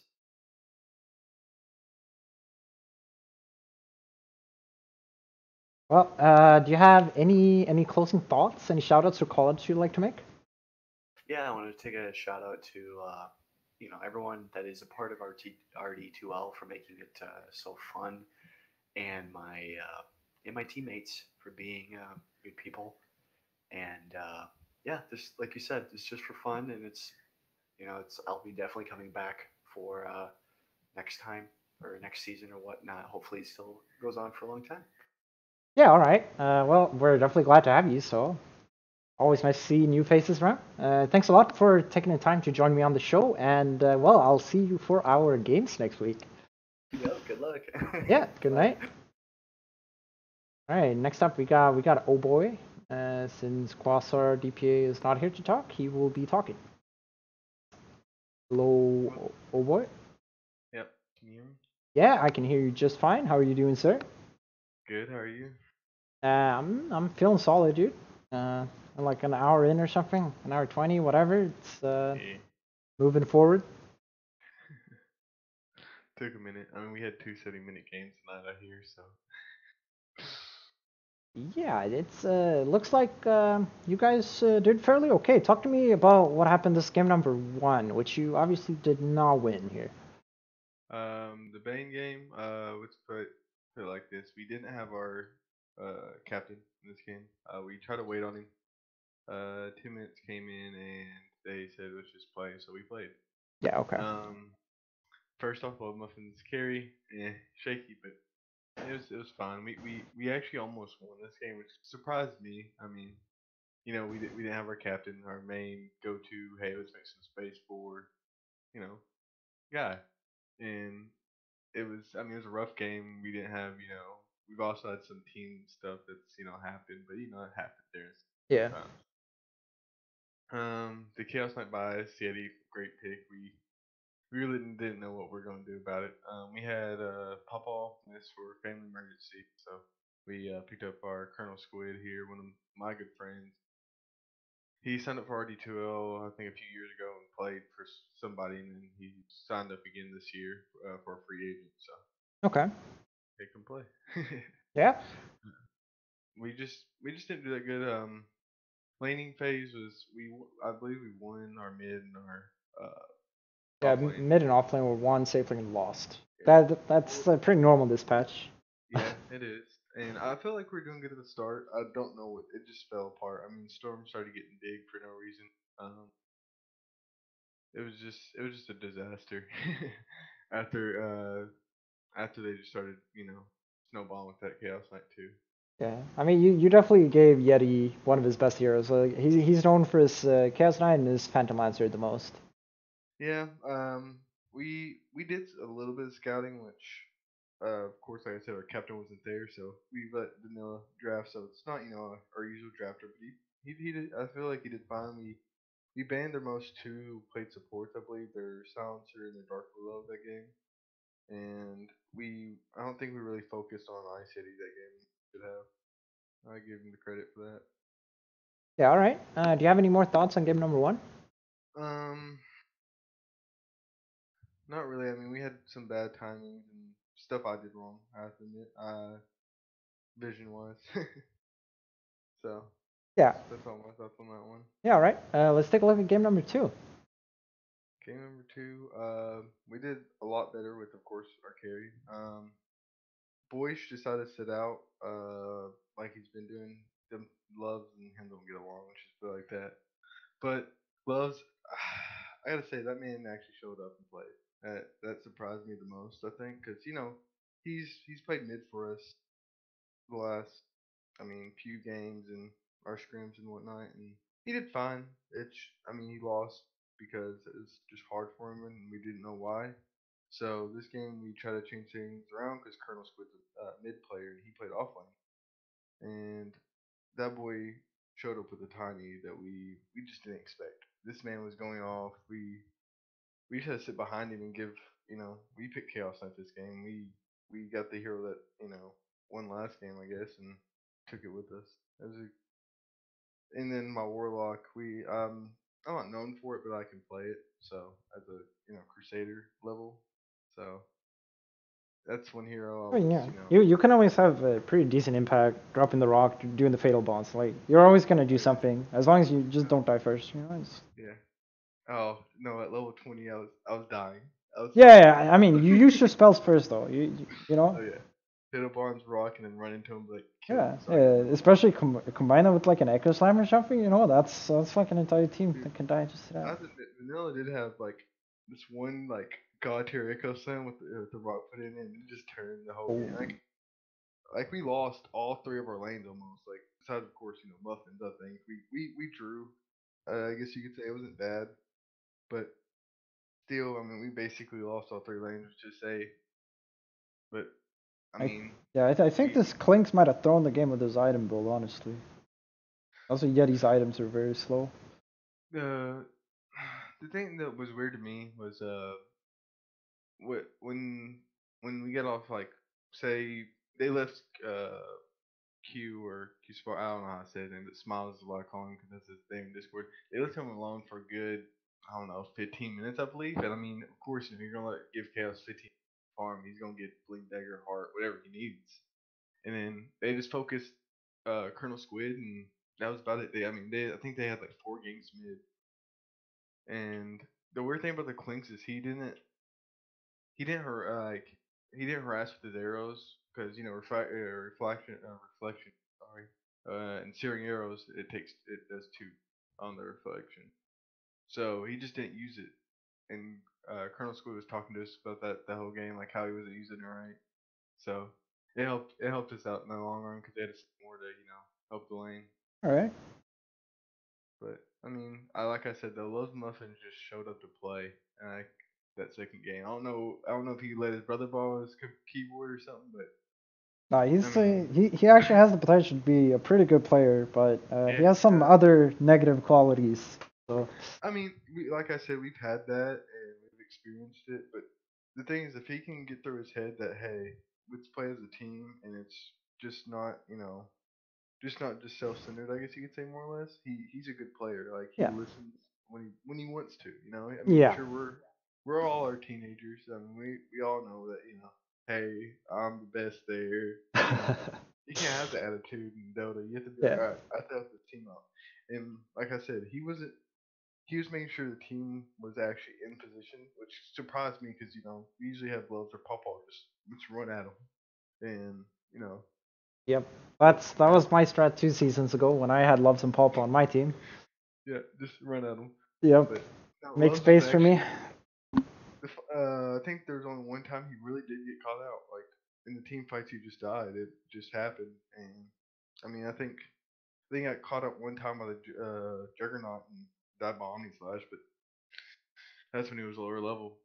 But we are gonna have to move on here. So do you have any closing thoughts or shoutouts or callouts you'd like to make? Closing thoughts. Just thank you to Colonel Squid for one. Love Muffins. Thank you for showing up and playing with us and not being tilted all the time. I'm just gonna give a shout out to Vinyl. I mean, for helping us through getting us staying in even. It was kind of rough. We didn't get the last okay till like 15 minutes that he could play, and that was basically it. All right. Thanks a lot for joining me. Good luck with your games next week, and congrats on 1-1. All right, thank you. All right. Coming up next, we got Mr. Brightside. Hello, Mr. Brightside. How are you doing, sir? Yo, what's up?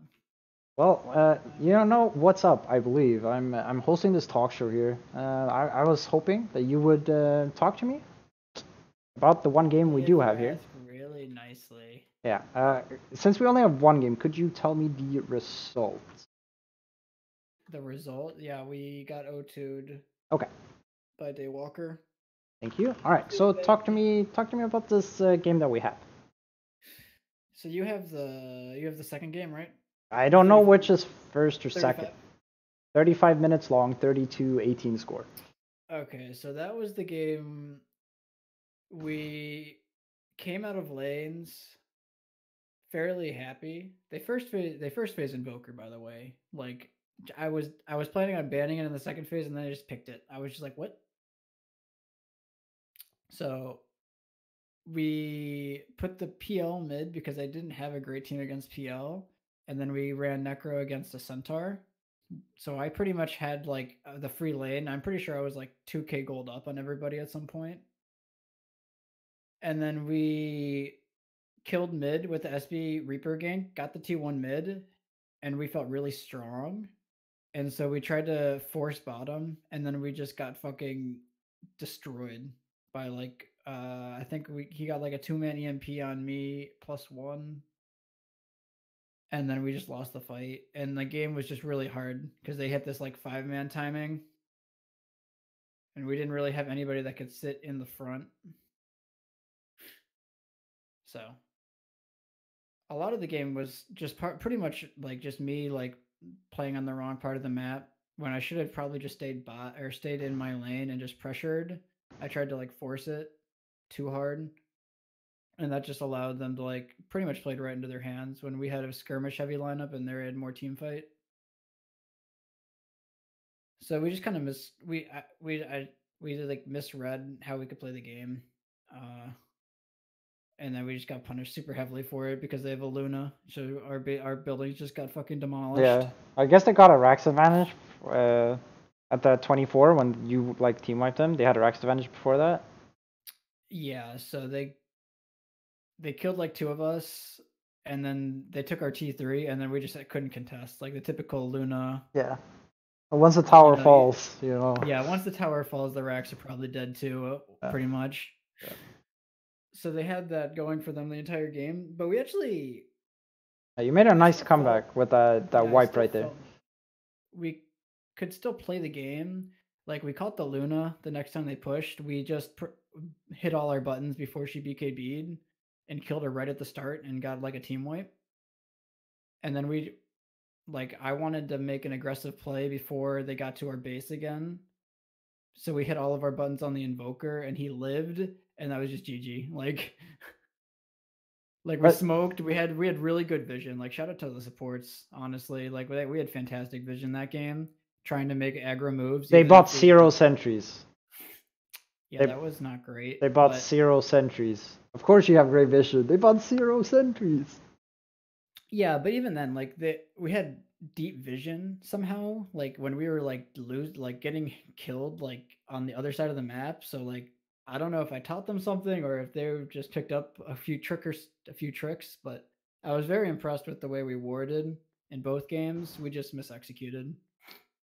This is I've been talking to Donger a bit about this. This is the kind of game where you wonder on the PL, like what does the Manta do? Why do you not go the heart first? You know, I don't know. Because yeah, because you can go Yasha, it gives you a lot of farming speed, and the Manta really doesn't do much for you. It's like just better to finish the heart because you can actually fight so much better if you have the heart over the Manta. I really think you just go Yasha. Yeah, you can go. Yeah, exactly. Like me and Dong have been talking about this a lot. He's been ending up going Yasha, Diffusal, Yasha, Heart, just because he can just fight so much better when he has that. Yeah, like the one thing the Manta gives is better split push. That's about it though. It actually doesn't help you versus these kind of heroes. And what happened in that game actually, it's just like really important that you bring that up because we were like 800 gold off of the Heart. I think like right before we took that last fight, and I was like, I should have just been more like adamant about waiting, but like they were in such like a vulnerable position, it looked like, so we just like we made the smoke play even though we were like very close to Heart, and we just got team wiped, and then our entire base died. Yeah. So I mean that's really important because we didn't get that Heart timing. Yeah, and I think that's just one of those situations. It's like you just do it because you always do it, right? And you don't really think about like what does this item do for me, right? Sometimes that's just how it is. I really wish the first game was on here. That was a fucking hour-long shit show when we threw a 20k lead. I'm sure Strider can relate. Yeah, it was really, if you're playing against, I don't know how many people are watching. I don't know, but if you play against Daywalker, just ban Invoker. Like they don't play any other hero particularly well. Like I remember we played them in Scrim Week, and I don't mean it to sound like Flame. It's just like what I've played them 4 games now. Their drafting isn't great. They don't have like their Divine 5 player doesn't feel like a Divine 5 player. So like their team just feels super easy to play against. But Daywalker is just a really good invoker, and like you, what do you do against a good invoker sometimes? Yeah. You know, you shouldn't think about that as a second pick. It's actually the same as third picking it. It's literally the same thing when you have first pick. Yeah, and well, the only difference is that I would have banned it. Yeah, exactly. So it's actually smarter to second pick it if you wanted it. Right? It's actually better than third picking. Yeah, I'm just saying it actually makes sense. It's not really like a first phase pick. It's actually the third pick overall. Yeah, I know what you mean. Yeah. It's still just like I was tilted from the first game because we threw really hard, and then they first phased the invoker again, and I was just like, what the fuck is this fucking moron doing? And I was just very salty. And then we lost, and I was even more salty. So you know, some of the salt, you can still hear some of the salt. So yeah. Yeah, that pretty much sums it up. Just ban his invoker, and you guys will probably more than likely either win the game or come very, very close to winning the game. Also, don't pick Invis heroes because then they will not buy sentries. Also, they don't buy. They probably will if you pick an Invis hero, but if you don't, they probably won't buy sentries. But yeah, do you have any closing thoughts, shout outs, or calls you'd like to make? Shout out to my supports. I've been working with them a decent amount on trying to keep vision up, when to get aggro vision, trying to like play on their side of the map, even when like they might be playing, trying to read the map so you can ward certain areas, and like it showed a lot in this series. From like our scrim week to this series, it felt like our vision game got like quadrupled in value or something. So that's the shout out to them putting in the effort to try to improve. All right. Well, thank you for taking the time and coming on. Unfortunately, only one game to talk about, where it seems like you had an exciting second game, but yep, that is the decision I made, and I'm gonna stand by it. No, it's fine. I'm a moron. Yeah. I thought I hit. But it's fine. Yeah. Good night, sir. Later. All right. Up next, we got Nolagon. All right. I was not proactive enough to get the game up, so there we go. We got game 1 up, and hello to you, of course, Nolagon. How are you doing? Hi. Well, pretty good. Yeah, it's getting pretty late for us, but we're still going. You're gonna mention this every time you do this interview, aren't you? Dude, I always mention it when it's fucking 7 a.m. You know, it's it's late for both of us, so and maybe that's why I say it to you. Europe, but I'm the I'm nocturnal man. I mean, I stay no, up till 7 regularly. Yeah, I do too, because I work evenings. But the thing is, I usually go to bed right now. But we have a few more stuff to go through. So let's talk about your game number 1. So, obvious highlight of the game, Rapier Bolt, 2 of them in fact. One of them did get lost, but like it didn't. Stone got it from just fucking basically bum rushing Booleans once. He held on to it for like a grand total of like 2 minutes, I think, before he killed him again. Oh, so did he transition on Ember from a magic to physical? Yep. Yeah. All right. He went used me on there and then he bought the arrow shit. Yeah, He had yeah. fair bit of money. I've actually been discussing that with him. I don't know when, it was like maybe a month ago or so, and he thought magic was always better. And I was talking to him about how I sell the Maelstrom for Battlefield, and he wasn't a fan, but maybe he's come around. No, I think he did it after he got the rapier, which I think. No, but he had a 34-minute battle period though. 40 Mountain Dailers. It says rapier 49. No, the rapier was bought. The rapier in his inventory is the second one. He bought 2. Wait, so he bought. Well, when? Hey, let's. We can just. Look at that net worth graph. Let's just take a Look look. at it dip. Look at it go up, go fucking down. That just tells you where the fucking rapiers went. Right here. 49 is the first one. 59 is the second.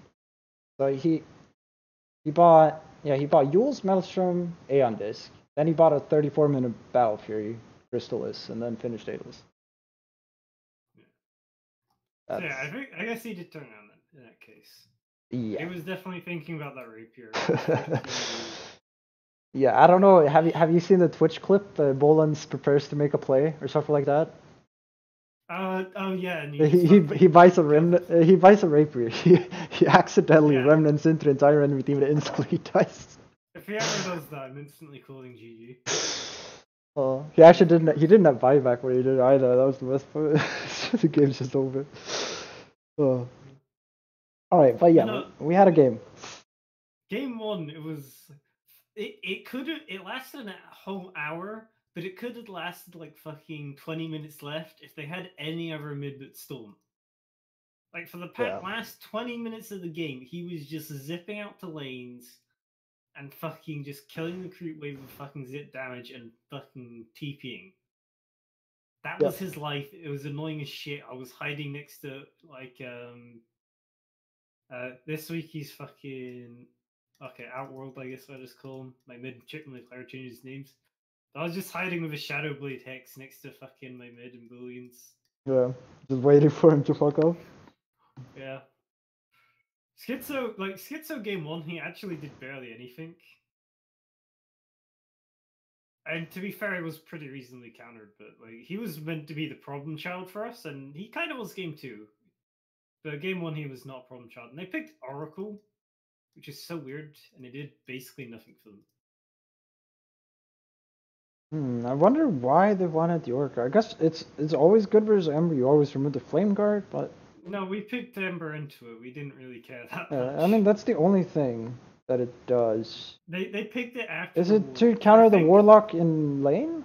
Is that their reasoning? Yeah. You buy more clarities? Warlock, then it went okay for. Actually, no, we actually kind of won bot a bit. Actually, all lanes are Drew. Actually, apparently, couldn't do. Yeah. Never mind me. Fully drawn lanes, apparently. Interesting. No, that is a fucking lie because my mid was 2 levels above. Yeah, and it is OD favorite, so he should win that lane. I mean, we can take a look at the lane, see what happened. 91-63. That looks like a middle one, but then he's only 30 gold ahead, so 1,000 XP though. 30 gold, 1,000 XP. Yeah, middle he was ahead drawn. in XP. Yeah. Not gold. Because he was denying, but he wasn't getting more last hits. Really. No, he had a lot more last hits. 12 minutes, he had 28 more last hits, but the Storm was 3-0. OD was 0-0. I'm actually baffled as how the Storm actually got farmed though, because he wasn't farming jungle. No, he had three kills. He had 3 kills, 1 assist. OD had nothing. That's why. Oh yeah, that's right. Like fucking, he was just farming. He didn't get anything. Storm was like, he basically showed up to fights and picked off kills. That was it. Yeah. It's what you do if you have a bad lane matchup mid. You know, dodge the lane, go somewhere else. Yeah, it is a way of doing it. Yeah. Do you have more thoughts on this game? So last week we had a bit of Booleans carrying us. This week, Outworld, Katsuki, Bakugo, fucking Adi Boy as well. He has 3 names at this point. I don't know what to call him. He's put in quite a bit of work this game and also the next one, as you'll see. And he's not playing Tinker this time. So, you know. Yeah, you're right. He's definitely not playing Tinker. Oh, yeah, let's take... Actually, first phase, the second phase banned Tinker. Yeah, let's go into game number 2. Take a look at that. Yeah. Oh, the Shadow Fiend pick, huh? Yeah. Yeah, that's it's been known to lose games now. Shadow Demon got banned both games, would have picked Morrowind. Okay. Yeah. It's a pretty obnoxious hero when he's in the right hands. I know you can play it. Oh yeah, we had 2 very long games. So what happened game 2 that made it difficult? So game 2 was actually much more in our control. It was much more of an issue of they have so much annoying anti-high ground shit because we can't really just commit into them. Because Booleans is nice and all, but they cleared down the illusions over a little while. It takes them a while on your own, but we can't fight if they get cleared. That is true. And that, and if Schizo just runs at people, it actually takes a fair bit of effort to clear them out. So we kind of have to have them fight into us and not the other way around, which is not what you want for Axe Push. And that's really just the main reason it took a while, because we had to wait for opportunities to either kill people, or we got wait for like that DD illusion rune at one point we got. A few times we were rushed, but it was just really hard to get in a position to actually push down our axe. I don't think we're ever actually behind though. It was just early lanes. Yeah. Also, it was the worst last pick PL I've ever seen. Because I got very fat online, so I just Ags ultied him every time he showed. It's actually fairly easy to dodge it with Doppelganger because of the damage delay, and there's like no cast time. Yes, except I was casting it either while it was hexed or Yeah, after. that's true. That's true.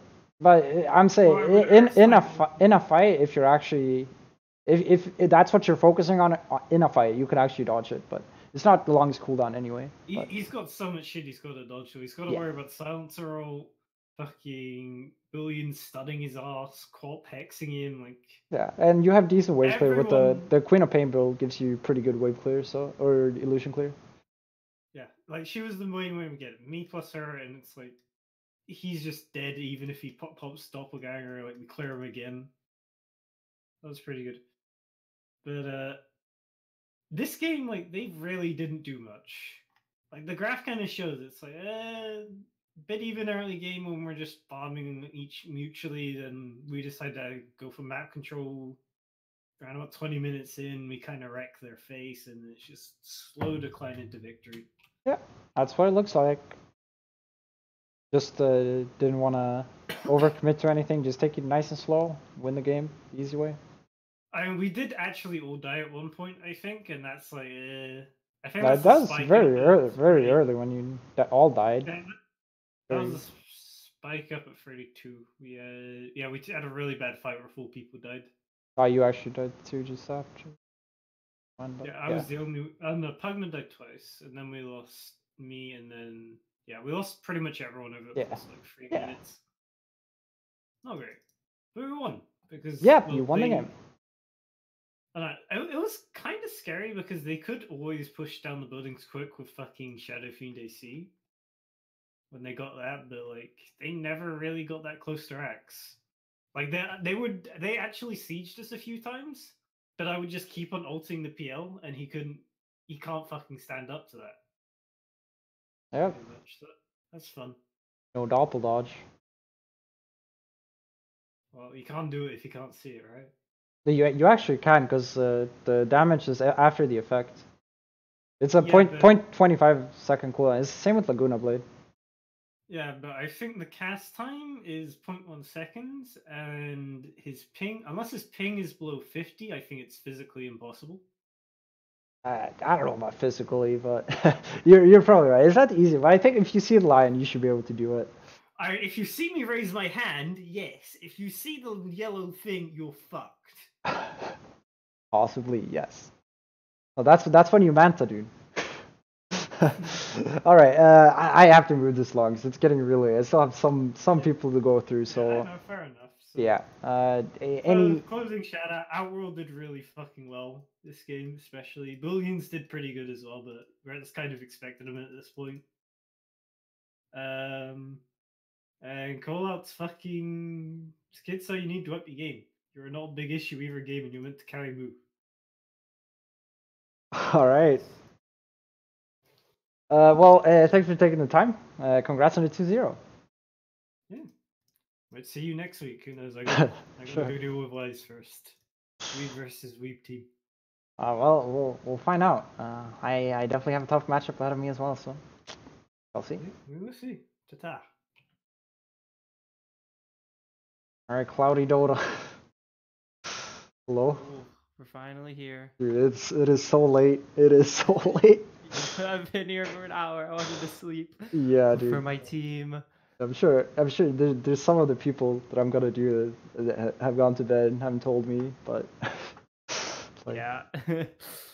it's whatever. All right, so talk to me about your series, sir. Series was kind of rough. Game one, we kind of just thinking this Iro Gyro is like so good. But me and Poggy have never done that duo together. I haven't played Gyro in a few months, and it's kind of a hard game. We lost like almost every lane, started to come back, but it didn't matter because the heroes were so far ahead. But we tried. I tried something different with an off-lane Ember. I think our mistake in that game was Niflheim. Like we saw the Ursa top, and because we picked the Mirana as like a flex or midder. Wait, why did you not do the Ember mid?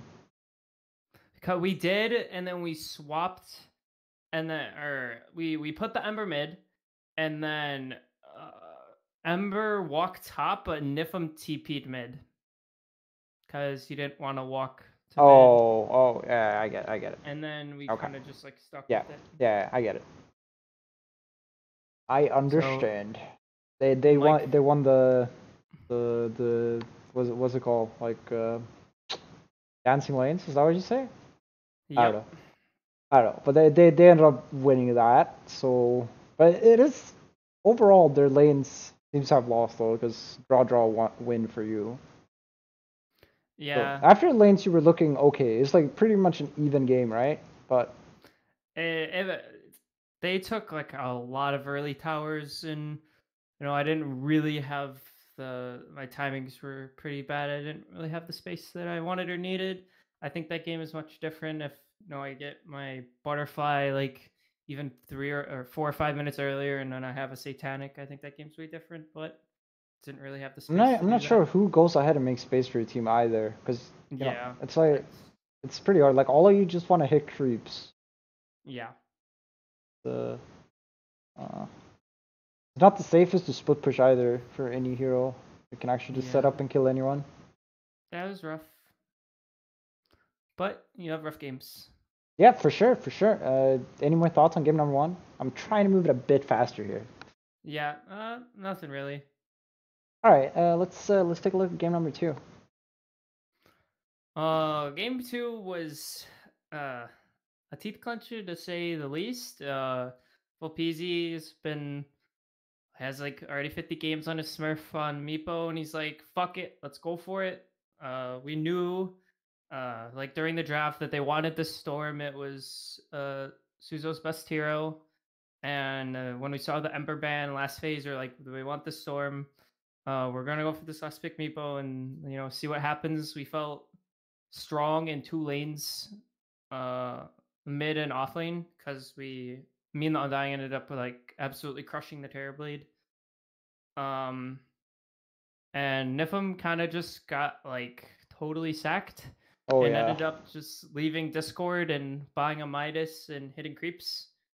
And Storm didn't buy a sheep versus a Meepo, and we got their Ancient down 75 HP near the end of the game, like 5 minutes, or it was probably 3 minutes before it ended, and they Meepo died back, and we ran that. They ran up and tried to end the game, but me and Niflheim ended up holding. We just ran down mid and won. All right. That's Country. interesting. This was a remade lobby. Yeah, Poggy's internet ended up going out during the draft. So we ended up playing Tempest again. Oh, okay. Yeah. All right. Things happen, unfortunately. Yep. But yeah, any closing thoughts and shoutouts or callouts you'd like to make? Nothing really. It was nice to get that win. The game was looking kind of bad. Hopefully we can work on the PMA mode for our team. I think that's the biggest thing. Hopefully that can get a little better, but other than that, it was a mess series, but next week hopefully we can bounce back, maybe get a 2-0. Yeah, all right. I wish you good luck on that endeavor, sir. All right, thanks, man. Good luck to you next week. Good night. Thanks for waiting, dude. That's no problem. Have a good night. Yeah, you too. All right, up next we got Envy. I do not believe Flary is around. It says he's offline on Discord. Hello, Envy. Hello. Thanks for waiting. I do not believe Flary is around now, so. He said his ISP is doing maintenance. Oh yeah, he's offline on Discord, so we're just gonna do this because it's 7:20 a.m. for me currently. I just try to rush through this here. No But yeah, worries. yeah, we only have one ticketed game, so we're only gonna do the ticketed game. I posted a screenshot of the end. Yes, I have decided that for this season, and I have also told everyone this a couple of times, that I am not doing any non-ticketed game. Okay, that's fine. So I feel like this was a 70-minute game. And it was because we picked Monkey King that it was a 70-minute game. We won all 3 lanes. We crushed all 3 lanes. I picked Chan again. They Flary banned Invoker and Tinker first phase, which baffled me, and that's why I wanted to get him in here, because I want to know what he does. I don't know. Like my mid player doesn't play Tinker. He does play Invoker, but they banned it. First they banned it both games. And Maybe they got tinkered last week, and just don't want to play it again. It's so easy to counter, and I don't disagree. I think that hero is not strong right now either. So yeah. So we won all 3 lanes. We crushed all 3 lanes. Like it was a Bloodseeker off lane against a Wyvern and a Wraith King, and you definitely have enough burst to be able to kill the Bloodseeker, and we did like 3 or 4 times. Is a Chen versus a Ricky lane, so it's Chen versus 1 hero, and it was a Magnus, and we also had a Weaver, and super good lane against that, and then Monkey King against a Kunkka, and Monkey King super good against Kunkka, like any melee hero, and we won all 3 lanes, and then Monkey King died like twice or 2 or 3 times. what's this Vlad's first item? Don't worry about it. Okay, I'm just. I don't know. The mega lifesteal strat with the double aura, double lifesteal aura. So and then we died going high ground like with Aegis like 3 times. Like basically we split them up a bunch, and we farmed pretty well. And looking at the graphs, apparently we didn't farm that well. But No, it looks like you farmed well, and then you went and lost a fight, and then you went and farmed. Well, no, like we farmed well, got an Aegis, went high ground, and then all died. That's what it looks like. I mean, it went to 70 minutes. The Kunkka was slaying. Double Daedalus Rapier. I died in 1 shot as a Wraith King 1 time. The Weaver died in 1 shot 1 time, and I think the Winter Wyvern did as well. I think That's them power as well. It was bonkers. Yep. I bet he had strength talent. Like super late game. Like again, we threw our advantage away, and then it just went super late because we couldn't end the game. Yeah. And it took a bunch of Aegises, and we just couldn't end the game. And then we got our 25s, and turns out Wyvern's pretty good against 4 core melee heroes. The Ricky basically just turned into a core. That was a really good Ricky pick against the Monkey King and against the Weaver. Super good pick. And then Winter's Curse plus 2-second Splinter Blast stun. It's pretty good. Pretty good when they have 1 BKB in total, and they're a lot of melee heroes. Yeah, exactly. Like they just have a bunch of melee heroes against a Winter Wyvern. So they lost a fight in our I mean, it was late game, so everything goes out the window. But we killed Kunkka once in their base earlier, and we came close, and then he didn't drop, or he did drop the rapier, but a friendly radiant hero got it, and then he bought back and gave it back to him, and then there was like another time where we were super close to getting Kunkka, but just barely didn't. But eventually it was a fight in the dire top jungle, and they smoked out, and we caught a curse, and we caught some stuns, killed the Kunkka, and then a lot of their damage basically evaporated after that, and then we ran down mid, and I think they didn't have buybacks. I'm pretty sure the buybacks had cooled down, but they just did not. They didn't have buybacks, so we took it. Yeah, it looks like they didn't have the buybacks at the end. Kunkka probably used it earlier, so he didn't have it. Then I don't know if Magnus and Ricky used it, but they died a while before, so. Yeah.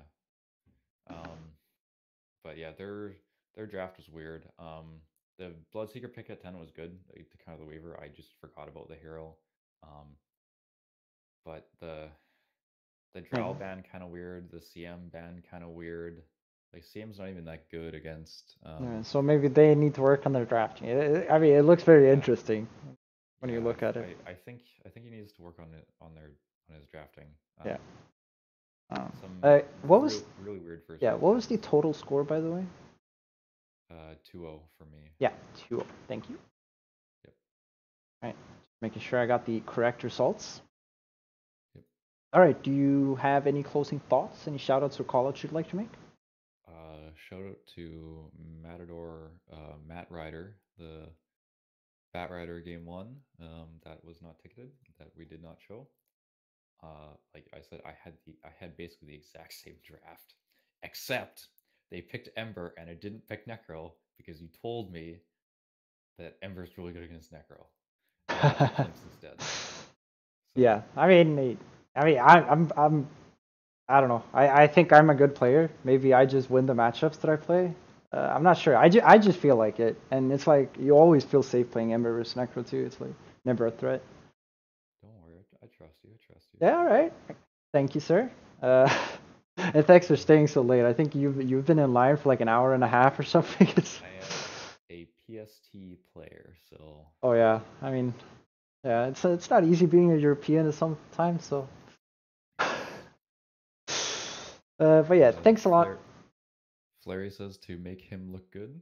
So, I mean, I think you guys played well, but you need to work on your drafts. So. All right. Thanks again for joining me. Congrats on the 2-0, and good luck next week. Yes, thank you.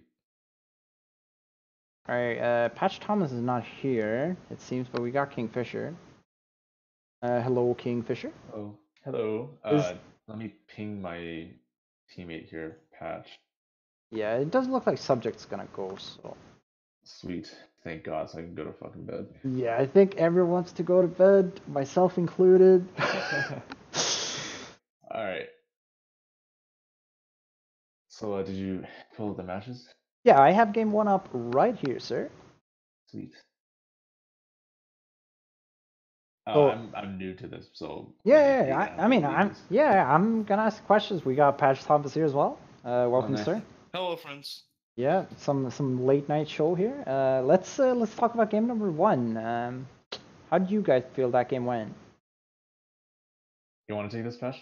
Yeah. I mean, I think for the most part, we kind of felt the game was kind of a standstill for like the first like 60 minutes. Because I mean, like we kind of looked at it. I think it was like minute 20, 25. We kind of looked at it and said, like, who the fuck wins this game? Because neither of us can really take high ground very well. So we kind of have to just wait for the ultra late and just wait for someone to make a mistake. Yeah. That's just kind of how the game went. Yeah, Tree and Tinker on one team versus Coddle on the other team. It's like, what do you do? Yeah, that definitely stalls out the game. It got to a point where I think it was like the third or fourth Roche that went the side of Dire. That kind of escalated things because it got when that happened. I said fuck it and just bought out the refresher on Silencer and skipped my or let go of my buyback for the refresher. Yeah. We ended up winning that fight, and then I think it wasn't until after that fight that Rainy Mina was able to buy the Divine Rapier. And then that's where things kind of came to a head, was that one last, or that fight at our bottom racks, I think it was. Yeah, this is one of those games where you kind of just get tired of playing. And it's like, which team has more mental fortitude to like not make mistakes? Yeah. I mean, Almost 80 like minutes our long. our mid player got like so tired of like playing that afterwards we were like, all right, let's have a 5-minute break, and this guy like immediately just started watching some anime or something. It just did not respond for like 20 minutes. We're like, what the hell? We're gonna start this second game. I know in these long games it's definitely not fun to play Tinker because it's like axing like entire game because you have to press so many buttons for everything you do. Yeah. The entire game. It never lets up. Like. And this guy also doesn't play Tinker. Like, I was Oh. actually surprised that we were doing like well against another top tier team because like this guy. I mean, they have nothing for Tinker too. They can get him. Like, I wanted to see more farm in this Caudle. I think that's pretty unimpressive. Usually get more farm in that hero, but that's like daytime with Aghanims on the call. You can actually catch the Tinker, but they didn't have any stuns anyway, so he just TP's like out. the one time like he blinked into like a blind arrow and then like he died and it was like, what the fuck? It was like kept on pinging. But that was like the only time they actually caught him. Yeah. It was actually, how many of us were not on Comfort Heroes? Was it me and A? I think is Monkey I'm not a sure. Like comfort for we're still. Yeah, I'm not really sure. Yeah, I think Min now plays almost every hero. Yeah, so I know A's not really comfortable on Tinker, and like I know I'm dog shit at the game regardless. But for what it's worth, Silencer is not one of my comfort supports. So yeah, but it is pretty late, so we're gonna try to move it on here. Do you guys have any more thoughts on game number 1? Not playing against Coddle. I mean, that's exactly what we did in game number 2. I think we're just gonna ban that hero every game now. Yeah. No, Alright. not every game. Just against his Fernod player. He like, Alright. what does he play? He plays fucking Coddle and like Nature's Prophet or something. That's annoying as hell. All right, so let's take a look at game number 2, which was also over an hour long. Yeah. So this is the reason why we are last on this PPP stuff. Yeah, but you are winning games, so something must be going right for you guys. So yeah, talk to me about game number 2. I think we took even more of a departure from the norm in this game. Well, actually, maybe not. Maybe it was just for me because it was like one of those games where, I'm not really sure what the atmosphere was, but I asked my captain to pick me Earth Spirit, even though I haven't played Earth Spirit in like such a long time because roaming is dead. And we somehow still won the game. I don't know. I feel like I didn't do as well as I should have just because it was hard, but kind of want to like be prepared for whenever Ice Rod decides to drop 7.20. You know what I'm saying? Hopefully, bring back roaming meta. Yeah, fuck, dude. I want to roam again. This 2-1-2 stuff is so static. So Alchemist gave out 3 Aghanims. He gave himself an Aghanim, which makes sense. It's you sort of fuck the Wyvern if you give him an Aghanim. Because it actually just costs more mana to use your Q if you have an Aghanim. Yeah. Pretty annoying. This was Aghanims gaming, man. All of us had individually bought Ags, and I didn't even realize until I looked at the Dota buff. Oh yeah, you guys all had Aghanims actually. That's pretty interesting. Literally every hero. Yeah. I don't even know why Phoenix got one. He would only egg like after Chrono, and did he save anyone with that? I have no idea. The Void Chronos, then you egg the Void. Egg the Void in Chrono. No, I think this one was I think we tried to like I think generally during scrims and like maybe not so much during like group stages we tend to try to change up the way that we play. And so like the first game was like sort of like pick offish where we had like the monkey, we had like actually I forgot what heroes we've had to be honest. Like oh monkey, tree, weaver, stuff like that, just like split up the map. And then this one we went like super team fight. Just to see like, you know, what we're more comfortable with. And I think even though they had a massive gold lead, not really too much for an alchemist team, I guess, they just never could fight into us. So it was more like we were just trying to force stuff and they were trying to like dodge us, I guess. But at some point, like we made it like 2 or 3 mistakes, and then like it started snowballing into their favor, which is why you see like 55 minutes they had like a 20k gold lead. But yeah, I didn't know what their win condition was, to be honest. I mean, I think they have the potential to get pickoffs for sure, but they can kill buildings really fast with clinks too.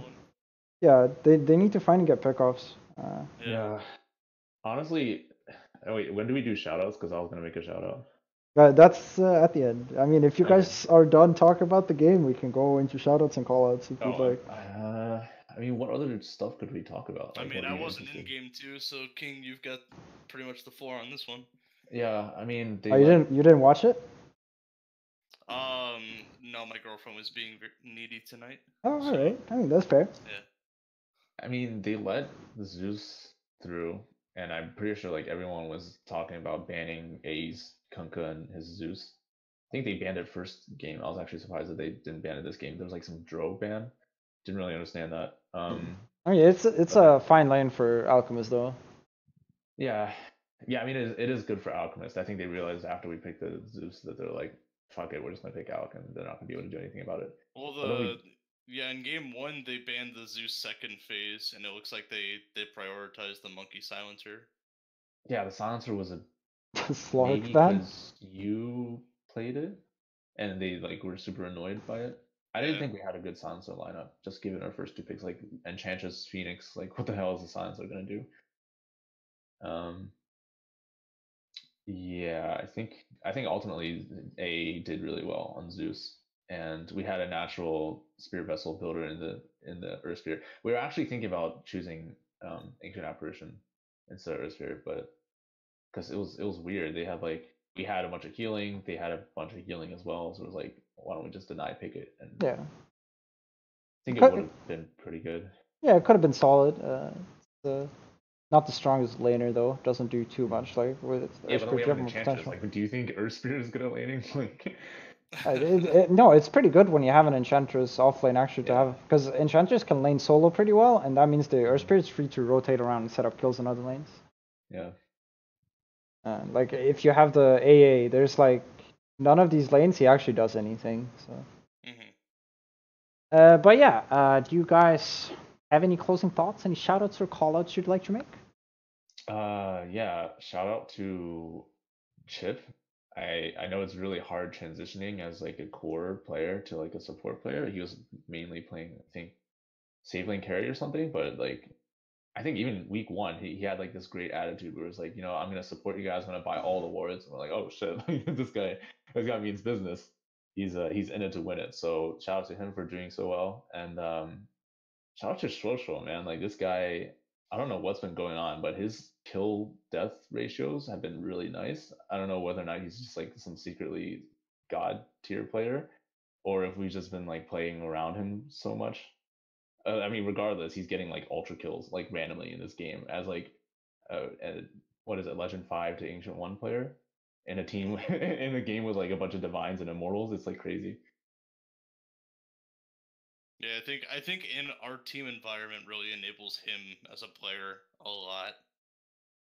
And he like even like in our scrim when I think it was a scrim when he played Terrorblade. No, that was last week. When he played Terrorblade and just popped off. Yeah, that was when we didn't have. Yeah, we didn't have our It was the last captain. time we played this team, but we didn't have. Oh no, that was week 0, the one that didn't count. Week 0. Yeah, yeah. Something like 17-4 safe lane with no captain. I was like, holy shit, who is this guy? I think he plays really well just with our team dynamic. Hmm. All right, well, that is it, I believe. Oh, thanks so much for doing this, man. Thanks for staying up and waiting forever, basically. No problem. Yeah, That's what happens when you can't close out a game. Yeah, I blame ourselves. You definitely had some long games. I also have one long game, and I had like, I think you were the 14th guest? Let's see, 3, 6, 9, 12, 15. Is that it?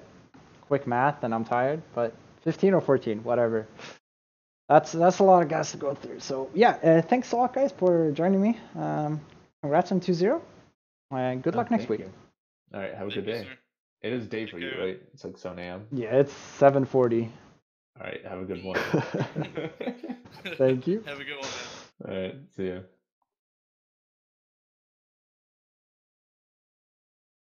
All right. Thanks everyone who stayed up this fucking long to watch this. Obviously, we run on for basically forever. The stream was 2 hours and 15 minutes. Slightly longer than last time. So yeah, it was a lot of fun to do. Got a bit tired towards the end, so maybe the content wasn't as good. I'm sorry to any guests who feel like it didn't give them the attention they deserve. But I do get tired. That is unfortunately how life is. And thanks every guest for joining me. It's always a blast having all of you guys on. Really nice, and you guys are what makes this content so good. Like everyone comes here to listen to you guys talk about your games. Doesn't matter that I'm doing it. I'm just here to ask you questions. So thanks to all the guests who joined me, and good night, everyone.